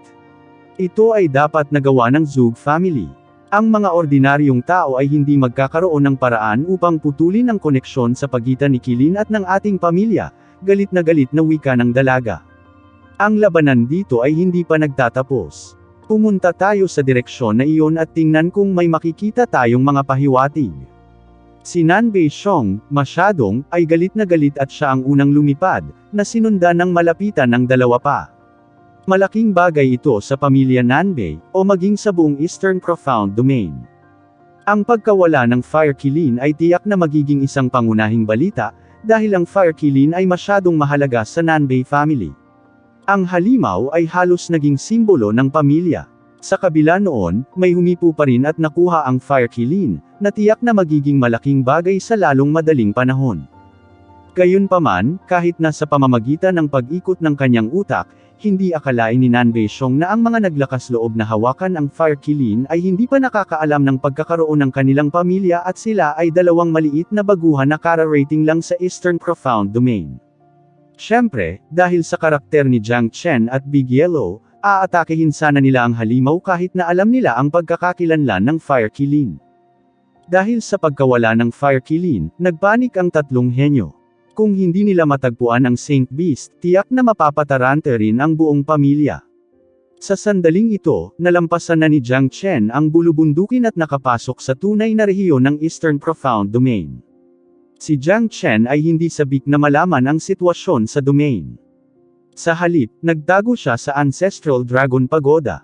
Sa kawalan, ang Ancestral Dragon Pagoda ay naging butil ng alikabok, ganap na sumanib sa kawalan. Ang sinumang ordinaryong dalubhasa na dumaan dito ay hindi makakahanap ng kahit kaunting bakas tungkol dito. Ito ang mahiwagang bentahe ng pagoda. Ang Fire Qilin ay nakapasok na sa pagoda, nakatumbas ng pagiging ganap na nakahiwalay sa labas ng mundo. Kung mararamdaman pa rin ng pamilyang Nanbei ang chi ng Fire Qilin sa kabila nito, tiyak na may malalang mali. Sa Ancestral Dragon Pagoda, "You brat and you stupid dog, you two better let me go." Ang iyong ginagawa ay labag sa lahat ng makalangit na batas ng moralidad. Maaga o huli, mapaparusahan ka. Ako ang Saint Beast of the Heavens and Earth na maaari lamang sambahin at hindi nilalabag. Tuloy-tuloy na sigaw ng Fire Qilin. Ang ganitong uri ng mataas at makapangyarihang kilos niya ay hindi nabawasan ng kaunti. Hindi napigilan ni Jiang Chen na iikot ang kanyang mga mata, pagkatapos ay sinampal ang bibig ni Fire Qilin, na naging sanhi ng pag-ikot ng ulo ng hayop. Kung hindi ka tumigil, puputulan ko ang iyong dila. Nawawala na ng pasensya si Jiang Chen. Ang Qilin na ito ay patuloy na sumisigaw ng mga pagbabante mula nang siya ay pumasok sa pagoda. Walang ideya si Jiang Chen kung saan nakuha ng Qilin ang kanyang pagiging superior.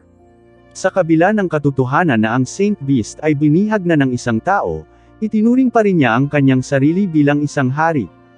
Sa oras na ito, tumayo si Big Yellow at lumapit sa tabi ni Jiang Chen. Mahina pa rin ang kanyang chi, ngunit medyo naka-recover na siya at mas malakas na ang kanyang kalagayan kaysa dati. Ang pagkonsumo ng Immortal Execution Sword ay napakahusay.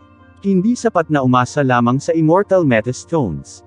Dagdag pa, ang mga bato ay makakatulong lamang sa akin upang maibalik ang aking immortal Chi-Yuan Force. Napakahirap na makabawi sa pagkawala ng aking esensya ng dugo, gayunpaman ang dugo ng kilin na ito ay isang malaking supply ng pagpapakain. Waaha! Ang kinang ay kumikinang sa mga mata ni Big Yellow na parabang naaakit siya ng Saint Blood ng kilin. Anak ng Abich, bobo kang aso, ang lakas ng loob mong inumin ang dugo ko. Pinandilatan siya ni Fire Kilin. Little Chen, itong killing Saint Blood ay ang pinakamagandang bagay sa langit at lupa. I didn't want to kill him before this para mainom ko ng matagal ang dugo niya. Wakaka. Nagsalita si Big Yellow at tumawa ng masayang, hindi pinapansin ang nanlilisik na mga mata ng Fire Kilin. Matapos pakinggan ito, napatulala si Jiang Chen. Ang asong ito ay tiyak na walang kahihiyan. Ito pala ang dahilan ng hindi pagpatay sa Fire Kilin ay ito. Kahit na ito ay isang walang kahihiyan na ideya, ito ay hindi isang masamang ideya sa lahat. Maraming dugo sa katawan nitong si Kilin. Ang pagpatay sa kanya kaagad at pag-inom ng lahat ng kanyang dugo ay napakasayang. Bakit hindi siya ilagay sa pagkabihag at kunin ang kanyang dugo sa tuwing kailangan mo sila? Isang beses, maaari kang uminom ng 3 o 5 mangkok ng dugo. Kung mayroon kang extra, maaari mong gamitin ang dugo upang gumawa ng alak na mas lalong magpapasarap sa lasa. Bukod dito, ang bastard na ito ay may napakalakas na lakas sa pagbawi. Pagkatapos inumin ang kanyang dugo ngayon, gagaling siya bukas, at pagkatapos ay maaari kang uminom muli, tuloy-tuloy. CZ napaka-perpekto. Kritikal na sabi ni Big Yellow. Mayroon pa siyang mga plano sa hinaharap para dito at ang ideya ng paggamit ng dugo ng kilin upang makagawa ng alak. Fuck! Ang Fire Kilin ay nakahandusay sa sahig na may puff. Namilog ang magkabilang mata niya. Muntik na siyang mawalan ng malay dahil sa napipisil niyang hinaing. Ito ay isang insulto, isang malaking insulto. Sa kabila ng pagiging isang marangal na Saint Beast, siya ay dinala ng isang tao upang uminom ng kanyang dugo. Mula sa tono ni Big Yellow, parang ang pag-inom ng kanyang dugo ay katulad ng pag-inom ng masarap na alak, at ito ay alinman sa 3 o 5 mangkok ng dugo sa isang pagkakataon. Motherfucker. Ito ay pang-aapi. How dare these people be so walang hiya? Si Jiang Chen na nakatayo sa gilid, nakatitig kay Big Yellow na nanlalaki ang mga mata, pagkatapos ay itinaas siya ng hinlalaki. Kung ikukumpara kay Big Yellow sa mga tuntunin ng kawalang hiyaan, tapat niyang aaminin ang pagkatalo. Siguradong maaangkin ni Big Yellow ang titulong Shameless King. Masyado nang nag-isip ang asong ito. Masyadong maraming dugo ang katawan ng isang dakilang kilin. Kung ang isa ay uminom ng lahat ng mga ito ng sabay-sabay, karamihan sa mga kakanyahan nito ay masasayang. Kaya't maaari rin nilang hayaan ang hayop na Damugo at uminom ng 3 o 5 mangkok sa isang pagkakataon. Ito ay mas mahusay kaysa sa pinakamahusay na espiritual na damo sa langit at lupa, at ito ay walang limitasyon din. Matapos Damugo ang halimaw ngayon, gagaling itong muli bukas. Wala nang mas mahusay kaysa dito. Tanggang aso. Ang lakas ng loob mong tretuhin ako ng ganito. Naghahanap ka ng kamatayan. Naghahanap ka ng kamatayan. Nababaliw na ang Fire Kilin. Siya ang Saint Beast of Heaven and Earth na may isang marangal na bloodline. Paano siya mahuhulog sa mga kamay ng 2 pervert na nilalang na ito at magdusa ng pinakamalupit na pagtrato sa langit at lupa? Maaari kang sumigaw kung gusto mo. Ang malaking dilaw ay nagluwa ng sinag ng liwanag na parang matalim na espada. Walang kinikilingan itong damapo sa sugat na nilikha ng Immortal Execution Sword. Kailangang aminin ng isa na ang kakayahan sa pagbawi ng Fire Kilin ay talagang napakalakas. Bagamat hindi pa gumagaling ang sugat, tumigil na ang pagdurugo. Siya ay karapat-dapat na tawaging banal na hayop ng langit at lupa. Sheila. Pinunit ng matalim na liwanag ang sugat ng Fire Kilin, bumuhos ang dugo na parang bukal. Isang laway na naman ang ginawa ni Big Yellow. Walang nakakaalam kung saan nakakuha ang bastard na ito ng isang malaking mangkok. Ito ay isang tunay at malaking mangkok. Pagkatapos ay sumugod siya sa kilin upang punuin ang mangkok ng dugo, at ininom ito sa isang lagok. Pagkatapos uminom ng 3 mangkok na magkasunod, si Big Yellow ay kontento na tumikim at dinilaan ang kanyang bibig, na nagpapakita ng labis na kagalakan. Gra! Ang bigo at galit na dagandong ng Fire Qilin ay umalangaw sa pagoda.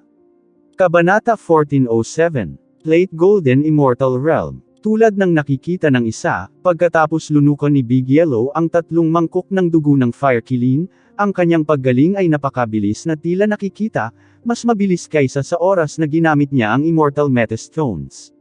Ang pagkakaiba sa pagitan ng dalawang senaryo na ito ay talagang mahusay. Sa loob lamang ng ilang minuto, lahat ng nawawalang enerhiya ni Big Yellow ay naibalik, na nagtulak sa kanyang pinakamataas na kalagayan. Hindi lang iyon, gumawa din ito ng ilang pagsasaayos sa kanyang foundation na naapektuhan ng puwersahang umaban siya sa Half-Step Immortal King Realm. Nang makita ito, hindi napigilan ni Jiang Chen ang pag-iling, ngunit ito ay nasa loob ng kanyang inaasahan. Pagkatapos ng lahat, iyon ang dugo ni Qilin, na naglalaman ng dakilang kakanyahan at enerhiya. Ito ay hindi maihahambing sa anumang ordinaryong espiritual na halamang gamot. Sa madaling salita, ang Fire Qilin ay parang isang kayamanan. Nakakatuwa. Little Chen, halika at magkaroon ng 2 mangkok. Sabi ni Big Yellow, pagkatapos ay iniluwa ang isa pang malaking mangkok at inihagis ito sa direksyon ni Jiang Chen. Sinalo ni Jiang Chen ang mangkok, tumawa habang naglalakad patungo sa Fire Qilin na may hawak na mangkok sa kanyang kamay. Hindi, sumigaw ang Fire Qilin. Sa wakas ay naunawaan na niya kung ano ang tunay na kawalan ng pag-asa at kung ano ang tunay na ibig sabihin ng kasing ganda ng patay. Pakiramdam niya ay maiiyak siya. Ang pagkikita ng 2 bastos na ito ay ang kanyang kamalasan sa 8 henerasyon. Matapos uminom ng 2 magkasunod na mangkok, si Jiang Chen ay nakaramdam din ng sigla. Nagsimulang mabuo ang mga marka ng dragon sa kanyang katawan. Ang dalisay na enerhiya sa dugo ng Fire Qilin ay hindi maipaliwanag na mahusay. Hindi lamang nito mapapabuti ang cultivation base ng isang tao, mapapatibay din ito ang pundasyon at pangangatawan ng isang tao. Ang sumunod na eksena ay nagpaluha sa Fire Qilin. Lahat ng galaw ng kaawa-awang Fire Qilin ay selyado. Ngayon, nakahandusay na lamang siya at walang galaw na nakahiga sa sahig, tinitigan ang lalaki at aso na nakakrus ang paa sa tabi niya. Halika, tagay. Hindi masama, hindi masama. Kumain tayo ng isa pang mangkok. Masarap, mas masarap pa kung gagamitin sa paggawa ng alak. Tunay, ikaw ay isang aso na may mabuting pananaw. Sa hinaharap, kapag masama ang pakiramdam ko, iinom ako ng isang mangkok ng dugo para ma-relax ang sarili ko. Kapag maganda ang mood ko, nakakainom din ako ng isang bowl ng dugo para mag-celebrate. Ang 2 walang hiyang bastos na ito ay nagkasunod-sunod na mangkok. Maging ang makapangyarihang Fire Qilin ay lumuluha ng walang magawa at hindi na umuungal sa galit. Tinanggap na niya ang kanyang kapalaran. Ano pa nga ba ang magagawa niya kapag nakilala niya ang 2 abnormal na nilalang na ito? Ito ang buhay. Ang pait ng buhay ng isang bata. Napakabilis, 10,000 dragon marks ang nakondensed sa chi ni Jiang Chen, na naging dahilan upang ang bilang ng mga dragon mark sa kanyang katawan ay umabot sa 960,000. Ang kanyang kasalukuyang lakas ng pakikipaglaban ay napabuti din. Ang Saint Blood of Qilin ay talagang isang magandang bagay, ngunit para sa akin, ang Blood Essence of Origin ay magiging mas mahusay. Dapat malaman ng isa na ang bloodline ng Fire Qilin ay nasa dugong pinagmulan nito. Kung maa-absorb ko ang Blood Essence of Origin nito, ang mga benepisyong makukuha ko ay walang hanggan. Marahil ay makukuha ko pa ang likas na kakayahan ng Fire Qilin. Sabi ni Jiang Chen. Pagkatapos ay i-extract mo ang kanyang Blood Essence of Origin, ngunit iyon ay katumbas ng pagkuha ng bloodline ng Fire Qilin. Ang kalidad ng dugong mabubuo pagkatapos nito ay bababa ng malaki, ngunit hanggat ang kanyang kaluluwang demonyo ay hindi nahukay, ang kanyang dugo ay magiging mahalaga pa rin, at hanggat ang kaluluwa ng demonyo ng isang Saint Beast na tulad nito ay hindi mamamatay, ang kanyang katawan ay maaari pa ring dahan-daang muling buuin ang linya ng dugo. Paliwanag ni Big Yellow at parang alam niya ang lahat. Alam niya ang kahalagahan ng pinagmula ng dugo ng Fire Qilin kay Jiang Chen. Ngayon, kara-rating lang nila sa Eastern Profound Domain, at hindi pa rin malinaw kung ano ang kanilang haharapin. Sa pamamagitan lamang ng pagpapalakas maaari nilang harapin ang mas malalaking kalaban. Alam din niya ang takot kay Jiang Chen. Kasanayan sa pagbabago ng dragon. Kung kinuha ni Jiang Chen ang bloodline ng Fire Qilin, hindi lamang makukuha ni Jiang Chen ang likas na kakayahan ng Fire Qilin, ngunit ang kanyang cultivation base ay mas mapapabuti pa, malamang na umabant sa late Golden Immortal Realm. Swoosh! Nang biglang marinig ng nahihilo na Fire Qilin ang dalawang abnormal na nilalang na nag-uusap tungkol sa kanyang kadugo, napabuntong hininga siya at saka umungol muli. Bastards! Kayong dalawang freak, how dare you treat me like this? Tiyak na hindi ka mamamatay ng masaya. Ang Fire Qilin ay nakaramdam ng pagkabaliw. Hindi lang siya, ganoon din ang mararamdaman ng sinumang makakilala sa dalawang bastos na ito. Nadama ng Fire Qilin na kung magpapatuloy ito, kahit na hindi siya patay, siya ay lubusang madepress. Jia Fire Qilin, hindi ba ikaw ang kumilos ng mataas at makapangyarihan bago ito? Dalubhasa ang Master Dog sa pagharap sa lahat ng uri ng pagsuway. Sabihin mo sa akin dali, gusto mo bang masunod kami? Tumayo si Big Yellow sa harap ng Fire Qilin, umiling-iling. Susunod ako, susundin kita, mahinang sabi ng Fire Qilin. Sa totoo lang, hindi na niya napigilan. Sa harap ng walang hiyang Big Yellow na ito, magpapatira pa siya sa harap ng asong ito. Bukod dito, may kinalaman ito sa usapin ng kanyang kadugo at natakot siya. Natural, ang kanyang tono ay magiging mas matulungin, umaasa na ang kanyang pagsunod ay makakaiwas sa pagdurusa na ito. Buti naman at sumunod ka sa amin. Little Chen, halika at kunin ang dugo ngayon. Walang pakialam na sabi ni Big Yellow. Ano? Ay extract ulit ang dugo niya. Nagalit ang Fire Qilin. Pumayag na siyang sumunod sa kanila. Kaya bakit gusto pa ni Big Yellow na kunin ang kanyang dugo? Ito ay hindi lamang pagkuha ng kanyang dugo, ngunit ang kanyang bloodline. Dalawang sinag ng matalim na liwanag ang bumungad sa kanyang mga mata. Hinding-hindi niya hahayaang mawala ang kanyang bloodline, dahil masyadong mahalaga iyon sa kanya. Roar, brat, sa tingin mo ba napakadaling makuha ang bloodline ko? Umaasa ka sa walang kabuluhan. Imposibleng isipin na ma-extract mo ang bloodline ko. Galit na umungal ang Fire Qilin. Ang kanyang kadugo ay sumanib sa kanyang pinagmulan, sa kaibuturan ng kanyang kaluluwa. Ito ay isang lalong mahirap na bagay na kunin ito, maliban kung siya ay unang pinatay. Kung ganoon, ang kanyang bloodline ay dadaloy sa kanyang demonyong kaluluwa. Ang sinumang nakakuha ng kanyang demonyong kaluluwa ay makakakuha ng kanyang kadugo. Ngunit ang Fire Qilin ay buhay pa rin. Sa kanyang pananaw, tiyak na imposible para sa kanyang kalaban na kunin ang kanyang bloodline habang siya ay nabubuhay pa, maliban kung ang kalaban ay may ilang kakayahan sa pagtanggi sa langit. Kailangang aminin ng isa na ang Fire Qilin ay nasa trahedya, isang buhay na trahedya, dahil lahat ng bagay na inaakala niyang imposible ay posible kay Jiang Chen. Maaaring walang paraan ang ibang mga eksperto para kunin ang kanyang bloodline, ngunit ang kakayahan sa pagbabagong anyo ng dragon. Madali itong gawin. Dama po ang palad ni Jiang Chen sa ibabaw ng ulo ng Fire Qilin. Sa ilalim ng kombinasyon ng mga Dragon Transformation Skill at Great Soul Derivation Technique, isang misteryosong puwersa ang lumabas sa palad ni Jiang Chen at pumasok sa katawan ng Fire Qilin. Biglang nanginag ang katawan ng Fire Qilin. Bakas sa mga mata niya ang takot. Nararamdaman niya ang isang sinaunang barbaric na puwersa sa kanyang pinakaloob na kaluluwa. Nakikita niya ang banal na imahe ng isang ancestral dragon na maaaring humadlang sa anumang bagay. Sa ilalim ng impluensya ng gayong puwersa, nagsimulang umikot ang kaluluwa sa katawan ni Fire Qilin. Ang asensya ng dugo ay agad na natipon at nabuo ang laki ng isang kamao. Labas! Sigaw ni Jiang Chen at itinaas ang kanyang palad. Ang bukol ng asensya ng dugo ay sinipsip palabas sa isang iglap, at nahulog sa kamay ni Jiang Chen. Ang Fire Qilin ay tila nalanta. Ang pagkawala ng blood essence of origin ay katumbas ng pagkawala ng bloodline. At pagkatapos mawala ang bloodline, ang Fire Qilin ay hindi na maaaring maging isang makapangyarihang Saint Beast. Maaari lamang siyang ituring na isang medyo malakas na demonyong hayop. Hindi. Ang Fire Qilin ay sumigaw na may pag-aatubili. Ito ang nakapanlulumong pakiramdam ng pagkahulog mula sa tuktok ng pyramid. Napuno na ngayon ng kawalan ng pag-asa ang kanyang mundo. Kasunod nito, kinuha ni Jiang Chen ang lusek ng dugo at pumunta sa 33 antas kasama ang Big Yellow. Sa isang lugar ng paglilinang na mayroong temporal na panuntunan ng 30 beses, hindi na nila kailangang mag-alala tungkol sa oras. Gayunpaman, hindi isang madaling gawain na pinuhin ang asensya ng dugo na pinagmulan ng Fire Qilin.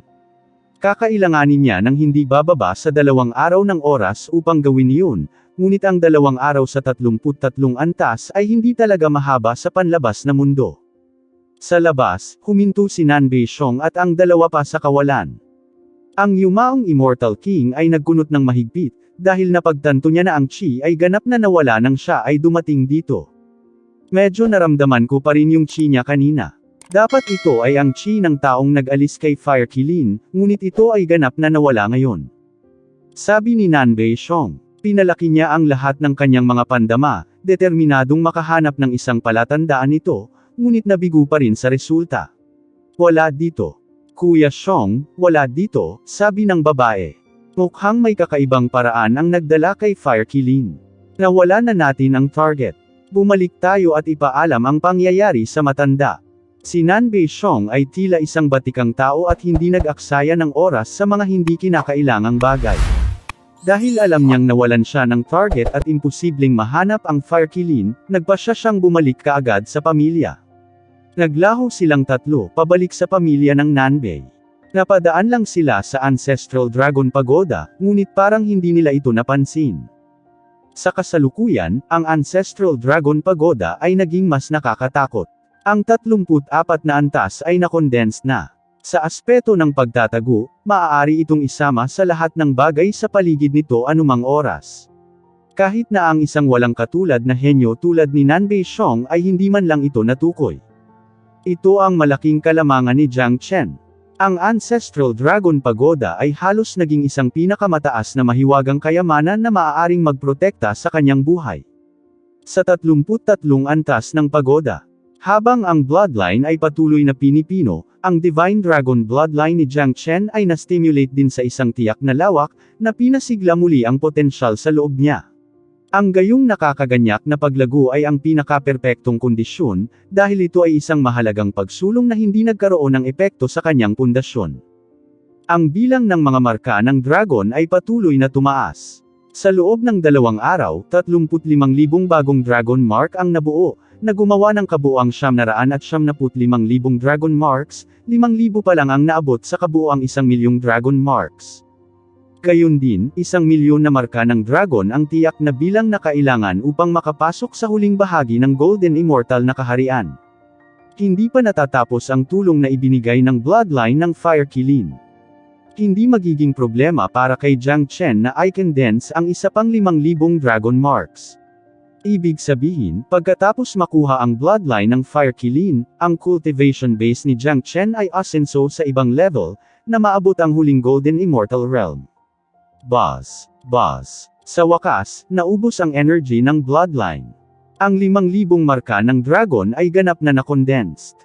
Ito ay hindi hihigit o mas kaunti, huminto ito sa eksaktong 1,000,000 dragon marks. Ang 1,000,000 dragon mark ay talagang napakalaking halaga. Ang napakalaking Immortal Metastones ay labis na pinadalisay ni Jiang Chen, na nagbibigay sa kanya ng kinakailangang enerhiya upang makapasok sa nahuling Golden Immortal na kaharian. Kabanata 1408. Fuchan Manor. Home. Ang malalakas na alon ng hangin ay lumabas sa katawan ni Jiang Chen na parang mga alon. Hindi may kakaila na masyadong malakas ang bloodline ng Qilin. Kaagad nitong itinulak ang cultivation base ni Jiang Chen sa nahuling Golden Immortal Realm. Ang 1,000,000 dragon mark at ang napakalaking momentum ay hindi biro. Ang abnormal na tao. Sa kanyang kasalukuyang kalagayan, kahit nawala ang dragon form, sapat na ang kapangyarihan niya para patayin si Tian Mayon. Natatakot ako na ang abnormal na bastard na ito lang ang makaka-absorb ng bloodline ng Qilin, isa sa mga divine beast ng 5 elemento, ng napakadali. Kung ordinaryong tao lang, hindi niya kakayanin ang malakas na impact ng bloodline at sasabog at mamatay ang buong katawan niya. Napabuntong hininga si Big Yellow, ngunit hindi ito ang una o pangalawang pagkakataon na nakilala niya si Jiang Chen. Pamilyar na pamilyar siya sa kapangyarihan at pagka-Diyos ni Jiang Chen, kaya hindi siya masyadong nagulat dito. Kung isang tagalabas ang nakakita nito, tiyak na magugulat siya ng husto. Sa kasalukuyang sandali, ang Fire Qilin ay naghihikahos sa isa pang spatial zone ng pagoda. Kung alam niyang si Jiang Chen ay naabsorb ang kanyang bloodline ng casual, natakot sila na tiyak na uubos siya ng dugo sa lugar at mahimatay dahil sa hinaing. Little Chen, ang iyong cultivation base ay umunlad muli, naabot ang yumaong Golden Immortal. Kahit na hindi mo ginagamit ang iyong Dragon From, maaangkin mo ang iyong lugar sa Eastern Profound Domain. Tuwang-tuwang sabi ni Big Yellow. Tama iyan. Siguradong makapangyarihan ang bloodline ng Qilin. Hindi ito maihahambing sa anumang ordinaryong dugo ng demonyo. Hindi lamang napabuti ang aking cultivation base, ngunit ang aking pundasyon ay napalakas din ng husto. Sa kabuuang 1,000,000 na marka ng dragon sa aking katawan, hindi ko kailangang mag-alala tungkol sa aking pagkonsumo ng enerhiya. Ang chi ni Jiang Chen ay marilag. Sa loob ng kanyang mga kilos ay nagsiwalat ng isang malakas na pagtitiwala. Iyon ang aura ng isang inborn king at ang kumpiyansa na nagmula sa kanyang buto. Nakuha mo na ba ang likas na kakayahan ng Fire Qilin? Sabi ni Big Yellow na may pananabik. Siyempre naman. May bakas ng ngiti sa gilid ng bibig ni Jiang Chen. Iniunat niya ang isang daliri. Ang mga pulang apoy ay biglang lumitaw sa dulo ng kanyang daliri, sumasayaw pabalik-balik, at puno ng sagradong chi. Ang santo apoy ng apoy Qilin. Haha, ang iyong kakayahan sa pagbabagong anyo ng dragon ay tiyak na kalaban ng langit. Maaari pa itong sumipsip ng santo apoy ng Qilin. Ngayon na mayroon kang 3 uri ng apoy sa iyong katawan, maaari mong pinuhin ang anumang bagay sa langit at lupang ito. Anumang malademonyo at makamulto na nilalang ay masusupol mo ng husto. Dagdag pa, ang 3 apoy na ito ay patuloy na mahahasa ang iyong pangangatawan. Iyon ay ganap na walang talo. Masiglang puri ni Big Yellow. Kahit siya ay hindi maitatanggi na si Jiang Chen ang pinaka-nakakatakot na henyo na nakita niya. Ang paggamit ng salitang heaven-defying, para ilarawan si Jiang Chen ay hindi naman labis. Ito ay ang santo apoy lamang. Mayroon din akong likas na kakayahan. Tingnan mo, Big Yellow. Sabi ni Jiang Chen, pagkatapos ay iniunat ang kanyang kaliwang braso. Isang malakas na puwersa ng barb oracle ang biglang lumabas. Pagkatapos, ang kanyang braso ay nagsimulang mag-transform, nagiging mas matatag. Sa ibabaw nito ay natatakpan ng mga gintong kaliskis. Ang imahe ng isang ilusyon na si Qilin ay umaanod sa ibabaw ng kanyang kamao. Ang banal na bisig ng Qilin. Bulalas ni Big Yellow, na nagpapakita ng mukha ng hindi makapaniwala at gulat. Matapos makuha ni Jiang Chen ang bloodline ng Qilin, hindi lamang niya nakuha ang Saint Fire, ngunit nilinang din niya ang Divine Arm ng Qilin. Ito ay eksaktong tulad ng isang himala. Sa naramdaman ko, napakalakas ng kapangyarihan nitong si Qilin. Kapag na-activate ko na ito, kahit wala ang aking dragon form, madodoble ang attack power ko. Kung ako ay mag-transform sa aking dragon form, ito ay makakasama sa aking dragon arm, na gagawing mas malakas ang aking lakas sa pakikipaglaban. Ang pinakamahalaga, ang divine arm ng Qilin ay isang likas na kakayahan na patuloy na lalago ng mas malakas habang umuunlad ang aking cultivation base. Nakangiting sabi ni Jiang Chen. Ang pagsipsip sa dugong pinagmulan ng Qilin ay isang hindi mapalad na bagay. Ito ay nagbigay daan sa kanya upang makakuha ng hindi maisip na mga benepisyo. Una, ito ay ang pambihirang tagumpay sa cultivation base. Pangalawa ay ang integrasyon sa Saint Fire. Pangatlo ay ang pagkuha ng makapangyarihang pamamaraan ng Qilin, ang divine arm ng Qilin. Ang gayong kapalaran ay tunay na lumalaban sa langit. Nakakamangha, tunay na kamangha-mangha. Dahil sa aming kasalukuyang mga trump card, mas malamang na hindi kami ma-target kahit na dumating na kami sa Eastern Profound Domain, dahil kami ay mga buhay na hindi maaaring pabayaan. Tumawa si Big Yellow. Kung mas malakas si Jiang Chen, mas masaya siya. Pagkatapos ng lahat, ang Eastern Profound Domain ay hindi maihahambing sa one-line sky. Ang mga henyo sa lugar na ito ay kasing siksik ng mga ulap at maaaring matagpuan sa halos lahat ng dako. Kung ang isa ay walang kakayahan, ang isa ay hindi magkakaroon ng pagkakataon na magpadala ng suntok o sipa. Nakarating na kami sa hangganan ng Eastern Profound Domain. Ang Fire Qilin ay mananatili sa pagoda habang tayo ay nasa labas at makikita kung gaano kalaki ang domain na ito. Bumangon si Jiang Chen, itinago ang kanyang chi at inilabas ang Big Yellow mula sa pagoda. Isang tao at aso ang nasa napakagandang mood ngayon, dahil nakakuha sila ng napakalaking benepisyo bago pa man sila dumating sa nasasakupan. Nilinggan nila ang nasirang bulubundukin sa di kalayuan. Pareho silang nagpalitan ng tingin at ngumiti, saka dahan-daang lumipad pasulong. Hindi pa rin alam ng dalawang mukhang kampante na ito kung gaano kalaki ang problemang naidulot nila.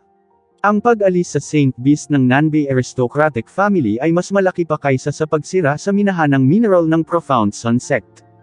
Pareho silang lumipad ng humigit kumulang 1,000 milya bago nila natuklasan ang mga tao sa isang rehiyon. Isang napakalaking manor ang matatagpuan sa unahan. Kahit sa malayo, ramdam na ramdam nila ang mayamang aura na nagmumula sa manor at ang ganda nito.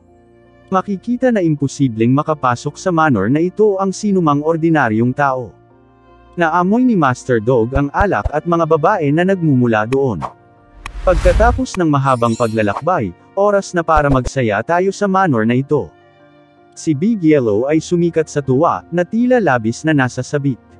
Nakaramdam siya ng matinding paghihirap sa buwang ito ng purong paglalakbay. Sige, tara na at tingnan natin. Umiti si Jiang Chen. Ang asyenda ay tila napakalaki at kahanga-hanga, na nagtulak sa kanya na malaman kung ano talaga ito. Sa pagpasok sa Eastern Profound Domain, ang manor na ito ang magiging unang hinto nila. May mga naglalakad na walang tigil sa paglabas-masok sa manor. Makikita na ang mga pumunta dito ay tiyak na mayayamang individual. Makikita ito sa paraan ng pananamit nila. Pareho silang tumigil sa harap ng manor at nakita ang isang malaking plaka na nakasabit sa itaas ng mga pintuan ng pasukan ng manor. Dalawang salita ang isinulat sa napakagandang kaligrapya Fuchun Manor. Ang dalawang malalaking salita na ito ay labis na nakakapangilabot, na ginagawang parang isang kastilyo ang buong asyenda. Mukhang isang magandang kapalaran ang pangalang Fuchun Manor. Sabi ni Big Yellow at umiling-iling. Ang pasukan ay nasa gilid ng dalawang gwardya sa kaliwat kanan. Ang sinumang papasok sa asyenda ay kailangang magbayad ng isang tiyak na halaga, na tiyak na isang mabigat na halaga, ngunit ang sinumang makapunta sa ganoong lugar ay isang mayamang magsasaka. Alam nila kung sino ang may-ari ng manor at hindi sila mangangahas na manggulo dito. Ang mga ito ay mapapansin mula sa katotohanan na kahit ang makapangyarihang Golden Immortals ay kailangang maglakbay sa pamamagitan ng paglalakad.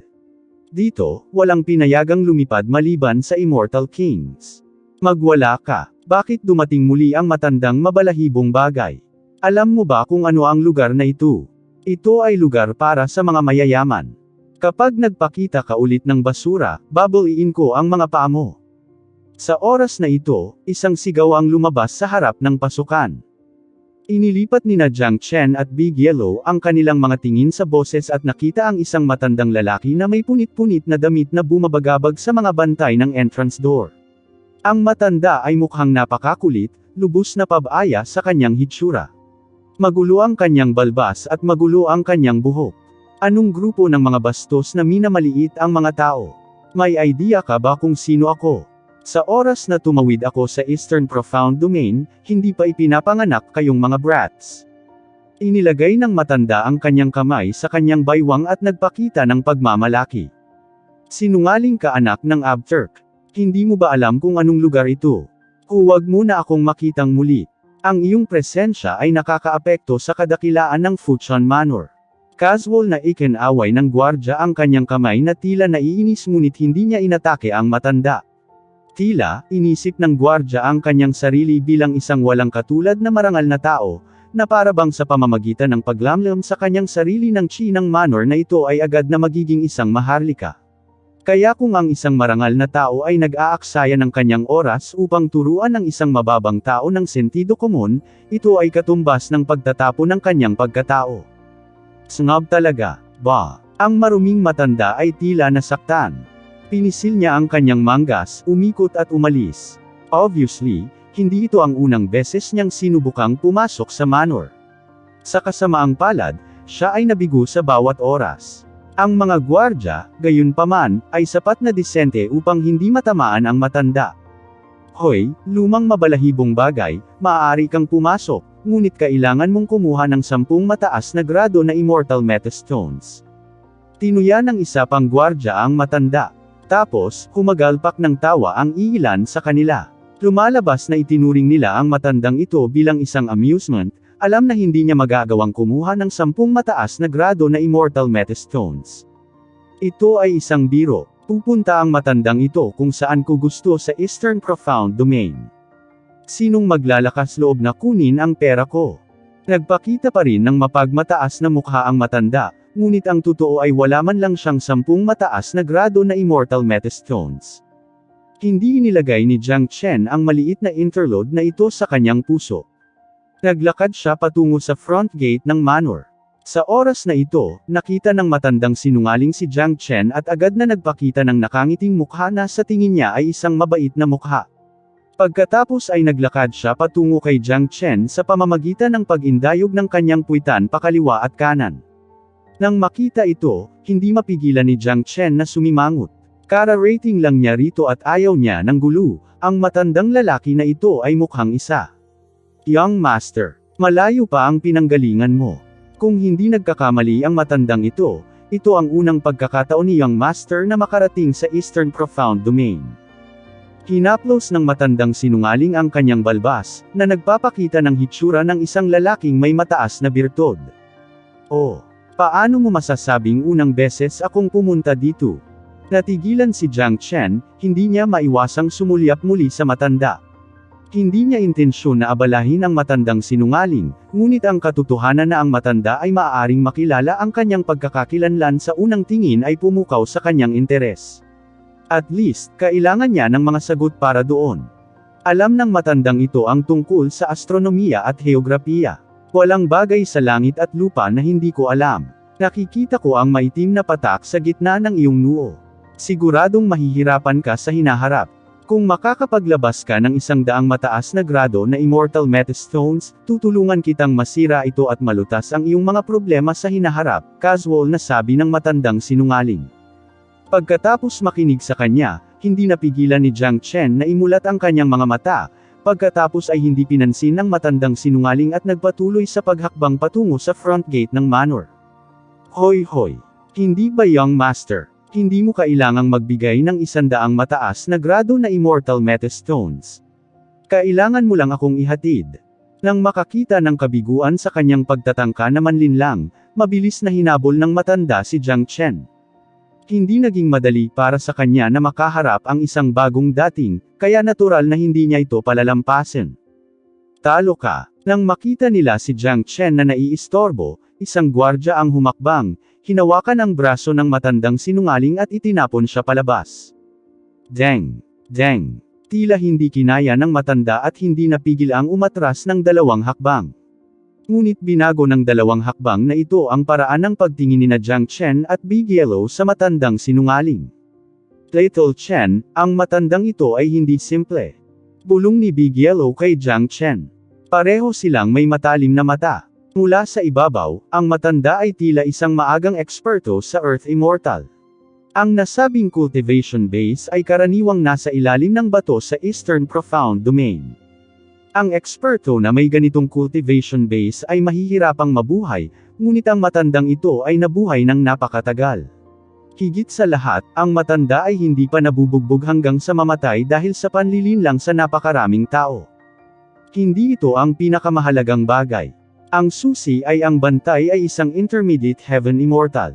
Ang agwat sa pagitan ng isang maagang Earth Immortal at Intermediate Heaven Immortal ay hindi maisip. Sa kabila nito, umatras lamang ng 2 hakbang ang matanda matapos ihagis ng gwardya. Tiyak, hindi ito normal. Ang tanging paliwanag ay sinasadya ng matanda. Itinago niya ang kanyang cultivation base, ang maagang Earth Immortal ay hindi ang kanyang tunay na cultivation base. Dagdag pa, kahit na sa paningin ni Jiang Chen at Big Yellow, hindi nila natukoy ang totoong cultivation base ng matanda. Huwag mong pansinin itong matandang manloloko, Young Master. Madalas siyang nagtatagal dito para linlangan ang mga tao, lalo na ang mga taong unang nakarating sa Eastern Profound Domain tulad mo. Ngayon, isang trade fair ang magaganap sa lalong madaling panahon. Gustong sumali ng matandang manloloko na ito, ngunit palagi niyang nakakalimutan kung anong lugar ito. Hindi ito lugar para sa maruruming tao. Nagsalita ang gwardya sa napakadesenteng tono. Pagkatapos ng lahat, si Jiang Chen ay isang makapangyarihang Golden Immortal Expert habang si Big Yellow ay isang Half-Step Immortal King Expert. Kahit anong pagmamalaki niya, isa lang siyang Heaven Immortal at hindi maglalakas loob na ipakita ang pagiging snob niya sa harap nila. Isang trade fair. Tila natulala si Jiang Chen. Ipinaliwanag nito kung bakit napakaraming tao dito. Huwag kang makinig sa kalokohan nitong guard. Ito ang iyong unang pagkakataon sa Eastern Profound Domain, dapat ay marami kang pagdududa tungkol sa sitwasyon sa Fuchun Manor. Ang mabuti pa, alam ng matandang ito ang lahat. Walang bagay sa domain na ito na hindi ko alam. Hanggat pinapasok mo ako, malalaman mo kung ano ang gusto mong malaman.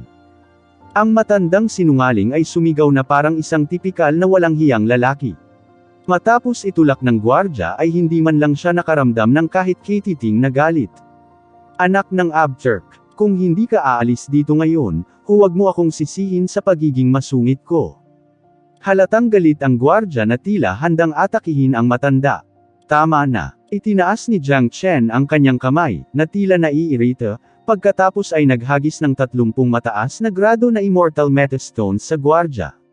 Papasukin mo siya, sabi ni Jiang Chen. Haha, maganda talaga ang mata ng young master na ito, hindi katulad nitong mga isnob na bastard. Hanggat sinusundan ka ng matanda, hindi masasayang ang iyong 10 Immortal Metastones, tumawa ang matanda sa sobrang tuwa.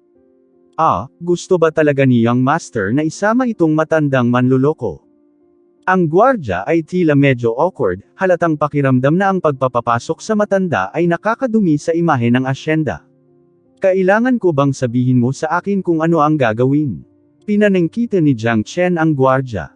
I don't dare. Sa ganitong paraan, young master. Nagpakita ng mapang-akit na kilos ang gwardya. Si Jiang Chen at Big Yellow ay nagmamayabang papasok sa loob ng manor, kasama ang matandang manluloko na sumusunod malapit sa likuran, nagjo-jogging at binuka ang kanyang bibig ng malaki, na nagpapakita ng isang hanay ng mga ngipin. Ang imahe ay kakilakilabot. Kung hindi dahil naramdaman ni Jiang Chen na maaaring hindi ordinaryo ang matandang ito, pagsisisihan niyang hindi niya pinapasok ang matanda. Napakaganda ng paningin ni young master. Ikaw ang may pinakamahusay na paningin sa Eastern Profound Domain. I wonder how I can address you, tanong ng matandang sinungaling. Jiang Chen, diretsyong sabi ni Jiang Chen. Hindi masama. Magandang pangalan ito. Nambobola ang matandang sinungaling. By the way, di ba sabi mo na iintindihan mo ng husto ang Eastern Profound Domain? Bakit hindi mo ipakilala sa akin ang domain? Tumingin si Jiang Chen sa matandang sinungaling. Dahil dinala niya ang bastard na ito, natural na kailangan niyang malaman ang isang bagay na mahalaga. Nang marinig na si Jiang Chen ay nagtatanong sa kanya, ang matandang sinungaling ay agad na naalerto. Bahagya siyang umubo at same time na nagsalita, kung gusto mong pag-usapan ang Eastern Profound Domain, mayroong 11 pangunahing puwersa na dapat mong malaman. Ang Eastern Profound Domain ay walang hangganan at malaki ang laki. Natural na hindi mabilang ang mga eksperto dito. Mayroong 2 dakilang aristokratikong pamilya, 3 dakilang imperyo, 6 na dakilang immortal na sekta. Kaya karaniwang 11 sa mga pangunahing kapangyarihan ang sum-akop sa buong Eastern Profound Domain. Anong klaseng puwersa? Curious na tanong ni Jiang Chen. Ang bilang ng mga pangunahing kapangyarihan sa Eastern Profound Domain ay hindi maihahambing sa one-line sky. Ngunit ito ay sapat na upang ipahiwatig ang walang hangganan ng Eastern Profound Domain, isa sa pinakamahalagang domain sa Immortal World. Pag-usapan muna natin ang 2 dakilang aristokratikong pamilya. Sila ay Zug at Nanbei Aristocratic Family. Ang 2 dakilang pamilyang ito ay kumikilos bilang isang panimbang sa iba pang mga imperyo at walang kamatayang mga sekta. Malinaw, may mga makapangyarihang Immortal Venerables na nagbabantay sa mga malalaking kapangyarihang iyon. Para sa 3 dakilang imperyo, sila ay ang Great Shen Empire, Great Cloud Empire, at Heavenly Jade Dynasty. Ang mga imperyong ito ay hindi kailanman nagkakasundo sa isa't isa. Madalas na may mga away sa isa't isa at kahit na ang mga kakilakilabot na labanan ay sumiklab noon. Panghuli, ang 6 na dakilang immortal na sekta. Sila ay walang hangganang immortal na sekta, Kat-Anji Tanging Paraiso, Celestial Flower Valley, Divine Line Sect, Yellow Spring Sect at Yin Corp Sect.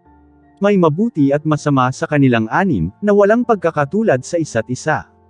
Tulad ng sinabi ng matandang sinungaling na alam niya ang lahat, ipinakilala niya ang lahat ng 11 pangunahing kapangyarihan kay Jiang Chen ng detalyado.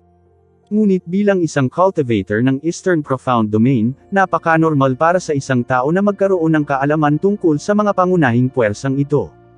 Natatakot siya na baka malaman ito ng sinuman sa kalye.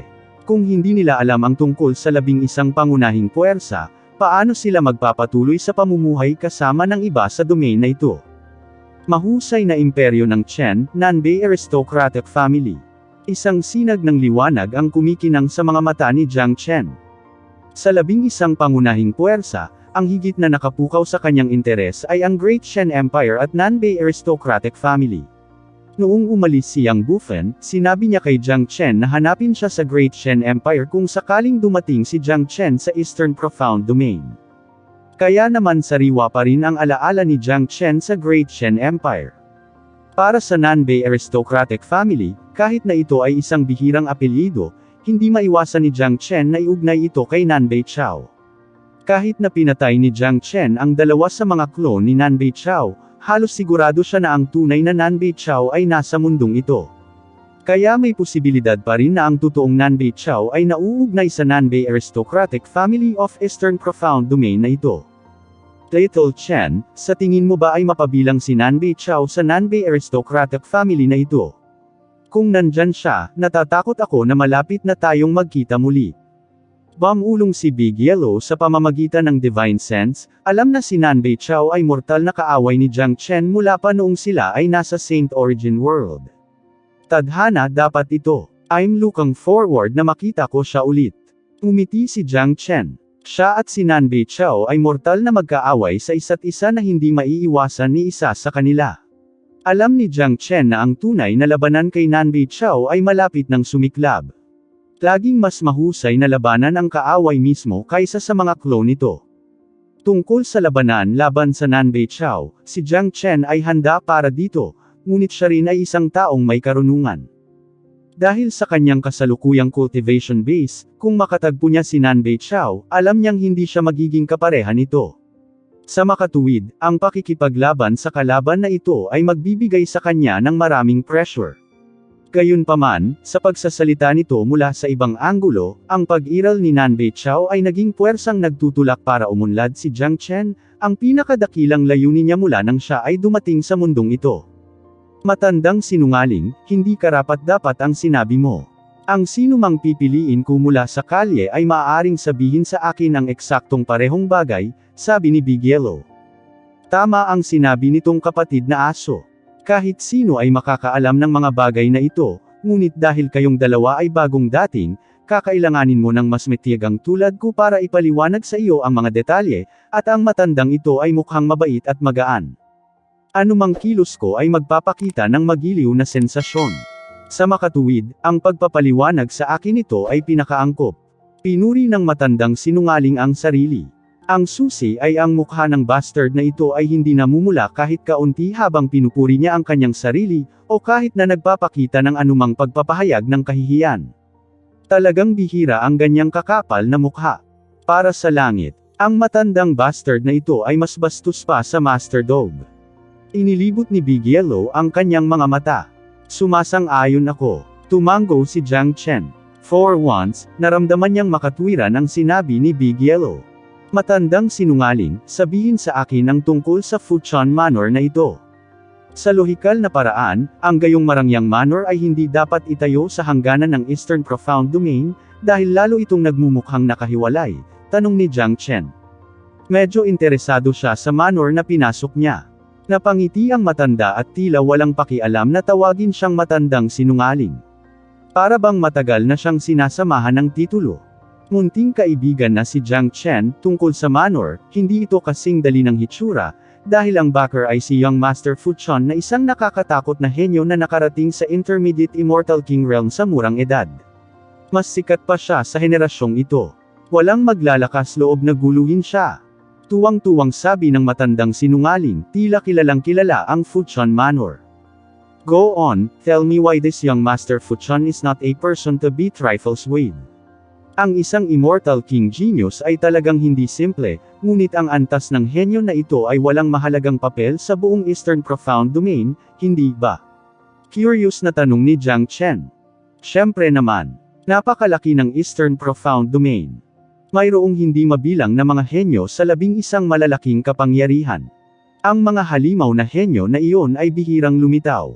Kung ikukumpara sa mga dambuhalang henyo na iyon, natural na wala si Young Master Fu Chuan, ngunit sa sinumang ordinaryong tao, si Young Master Fu Chuan ay isang bihirang henyo.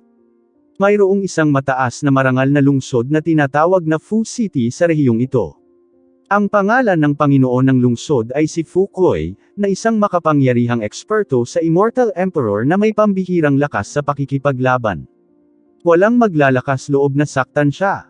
Sa madaling salita, siya ang pinakamataas na pinuno ng rehiyong ito. Masiglang nagpatuloy ang matandang sinungaling. Sa pagsasalita tungkol sa Immortal Emperor, ito ay itinuturing na wala sa buong Eastern Profound Domain, dahil maraming mga lungsod ay hindi lamang mayroong isang eksperto sa Immortal Emperor sa henerasyong ito. Sa lahat ng mga lungsod, tanging ang lungsod ng Fu Kuei ang pinakamaliit na masaktan dahil ang Fu Kuei ay may malapit na kaugnayan sa dalawang malalaking kapangyarihan. Higit pa rito, may dalawang anak na lalaki si Fu Wei na mga henyo din sa unang klase. Ang panganay na anak ay si Fu Wei, isang disipulo ng Divine Line Sect. Ang pangalawang anak ay si Fu Tian, isang alagad ng Yin Corp Sect. Ang Fu Chuan Manor ay eksaktong itinayo ng pangalawang anak na lalaki. Ngayon, dapat malaman ng munting kaibigan kung gaano kahanga-hanga ang tagapagtaguyod. Maging ang mga marangal na tao ay kailangang kumilos dito, hindi manggahas na magdulot ng anumang gulo. Ang sinumang nasa ilalim ng Immortal King Realm ay hindi pinapayagang lumipad. Parehong si Jiang Chen at Big Yellow ay nakakuha ng mas mahusay na pag-unawa sa manor pagkatapos ng pagpapakilala at pagpapaliwanag ng matandang sinungaling. Damn! Ito pala ay ang mayamang tao ng ikalawang henerasyon. No wonder sobrang yabang niya. Napabuga ng hangin mula sa ilong ni Big Yellow. Hindi niya kailanman nagustuhan ang ganitong uri ng rich kid. Dagdag pa, miyembro ito ng Yin Corp Sect na nagsasanay ng masamang paglilinang. Sa totoo lang, ang Yin Corp Sect ay hindi maaaring ituring na isang immortal sect, dahil ang kanilang cultivation technique ay masama, mas masama pa sa Devil Cult. Sa Eastern Profound Domain, kakaunting tao ang handang makipag-ugnayan sa mga tao ng Yin Corp Sect, at mas kakaunting tao ang handang masaktan sila. Dito, ang Yin Corp Sect ay ang simbolo ng kasamaan na nag-iisa, at hindi nasangkot sa iba pang 10 malalaking kapangyarihan. Gayunpaman, talagang hindi maitatanggi ng isa ang takot ng Yin Corp Sect. Sa kabila ng pagkakaroon ng parehong antas, halos walang sinuman ang handang harapin ang mga tao ng Yin Corp Sect sa labanan, dahil ang kanilang mga paraan ay hindi lamang masama at walang awa, ngunit imposible ring bantayan. Sa suporta ng Divine Line Sect at Yin Corp Sect sa parehong oras, ito ay talagang magagawa siyang pinakamataas na pinuno ng rehiyong ito. Umiti si Jiang Chen. Bago magkaroon ng tunay na pakikipag-ugnayan sa taong ito, hindi kailanman gagawin ni Jiang Chen ang kanyang pagsusuri, ngunit dahil ang kanyang kalaban ay miyembro ng Yin Corp Sect, nagkaroon na ito ng hindi magandang pakiramdam sa kanyang puso. Ang pagdinig sa pangalan ng sekta na ito ay naging sanhi ng isang hindi komportable. Matandang sinungaling, ngayon lang nabanggit ng gwardya na muntik kang hampasin na may trade fair dito.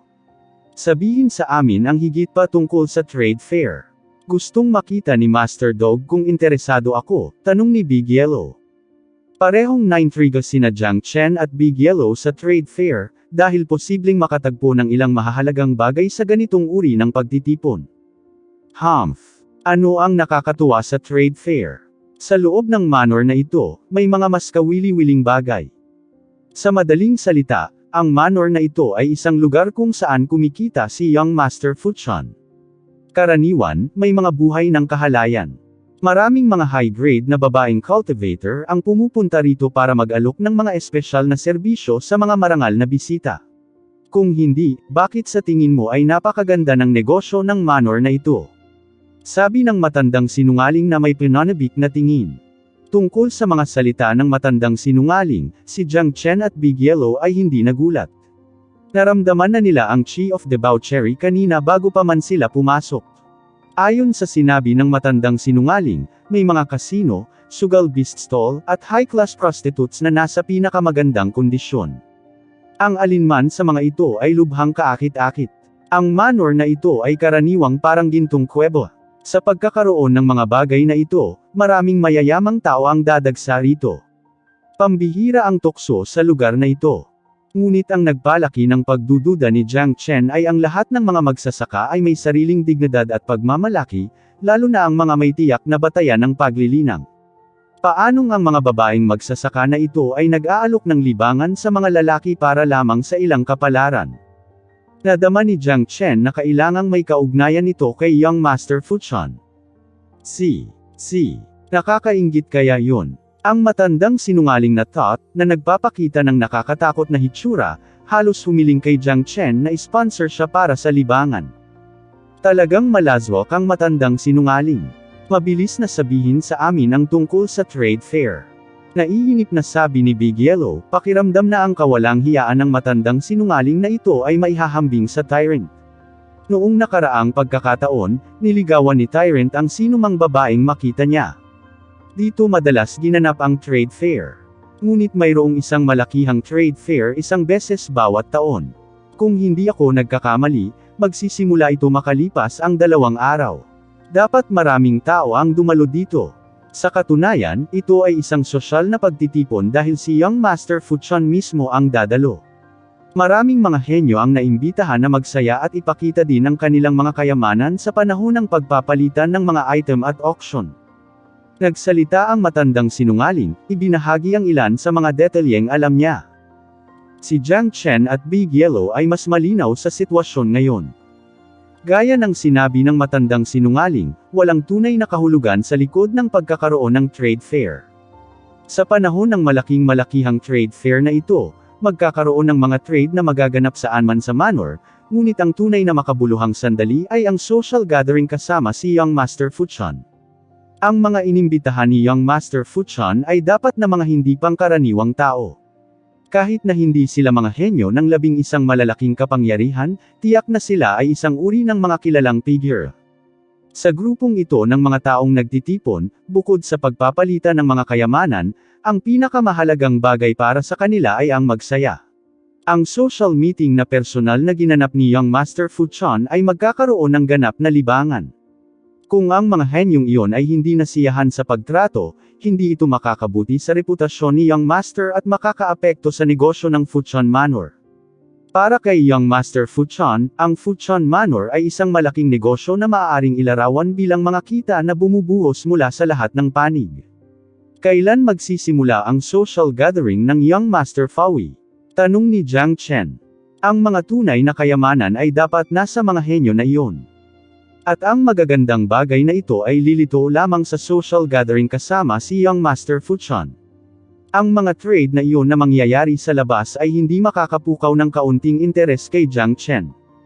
Makalipas ang 2 araw, bakit?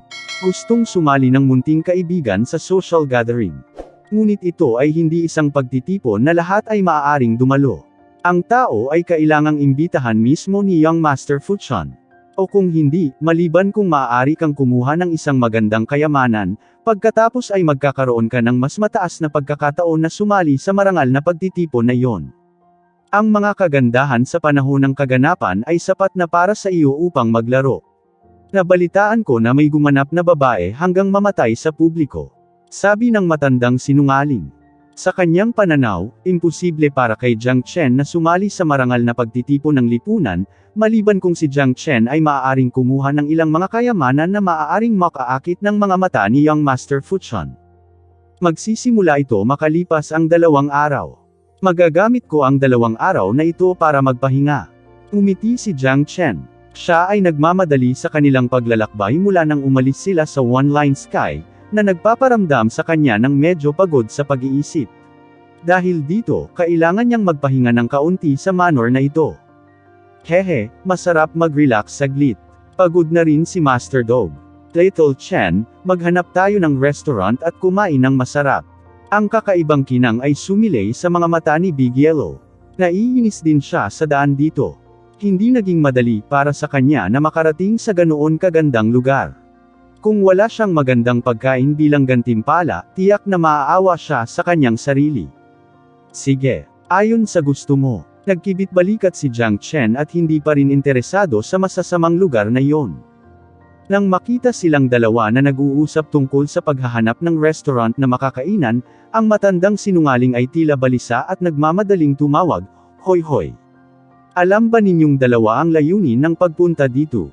Pumunta ka ba dito para lang kumain? Hindi ba isang malaking basura? Sa palagay ko, kailangan nating tapusin ang ilang trabaho. Kung gusto mong pumunta, pumunta ka." Inilibot ni Jiang Chen ang kanyang mga mata, napagtanto kung gaano kababa ang paggalang sa sarili ng matandang ito para sa kanyang sarili. Nang walang pakialam sa matandang sinungaling, nakahanap sina Jiang Chen at Big Yellow ng restaurant at pumasok doon. Ang matandang sinungaling ay nagpakita ng isang mukha ng kawalan ng kakayahan, ngunit wala siyang magagawa. Kahit na gusto niyang pumunta at magsaya sa ibang lugar, wala siyang pera para doon. Gayunpaman, nang maisip niyang makakainom at makakain na siya, agad siyang natuwa at nakaramdam ng saya.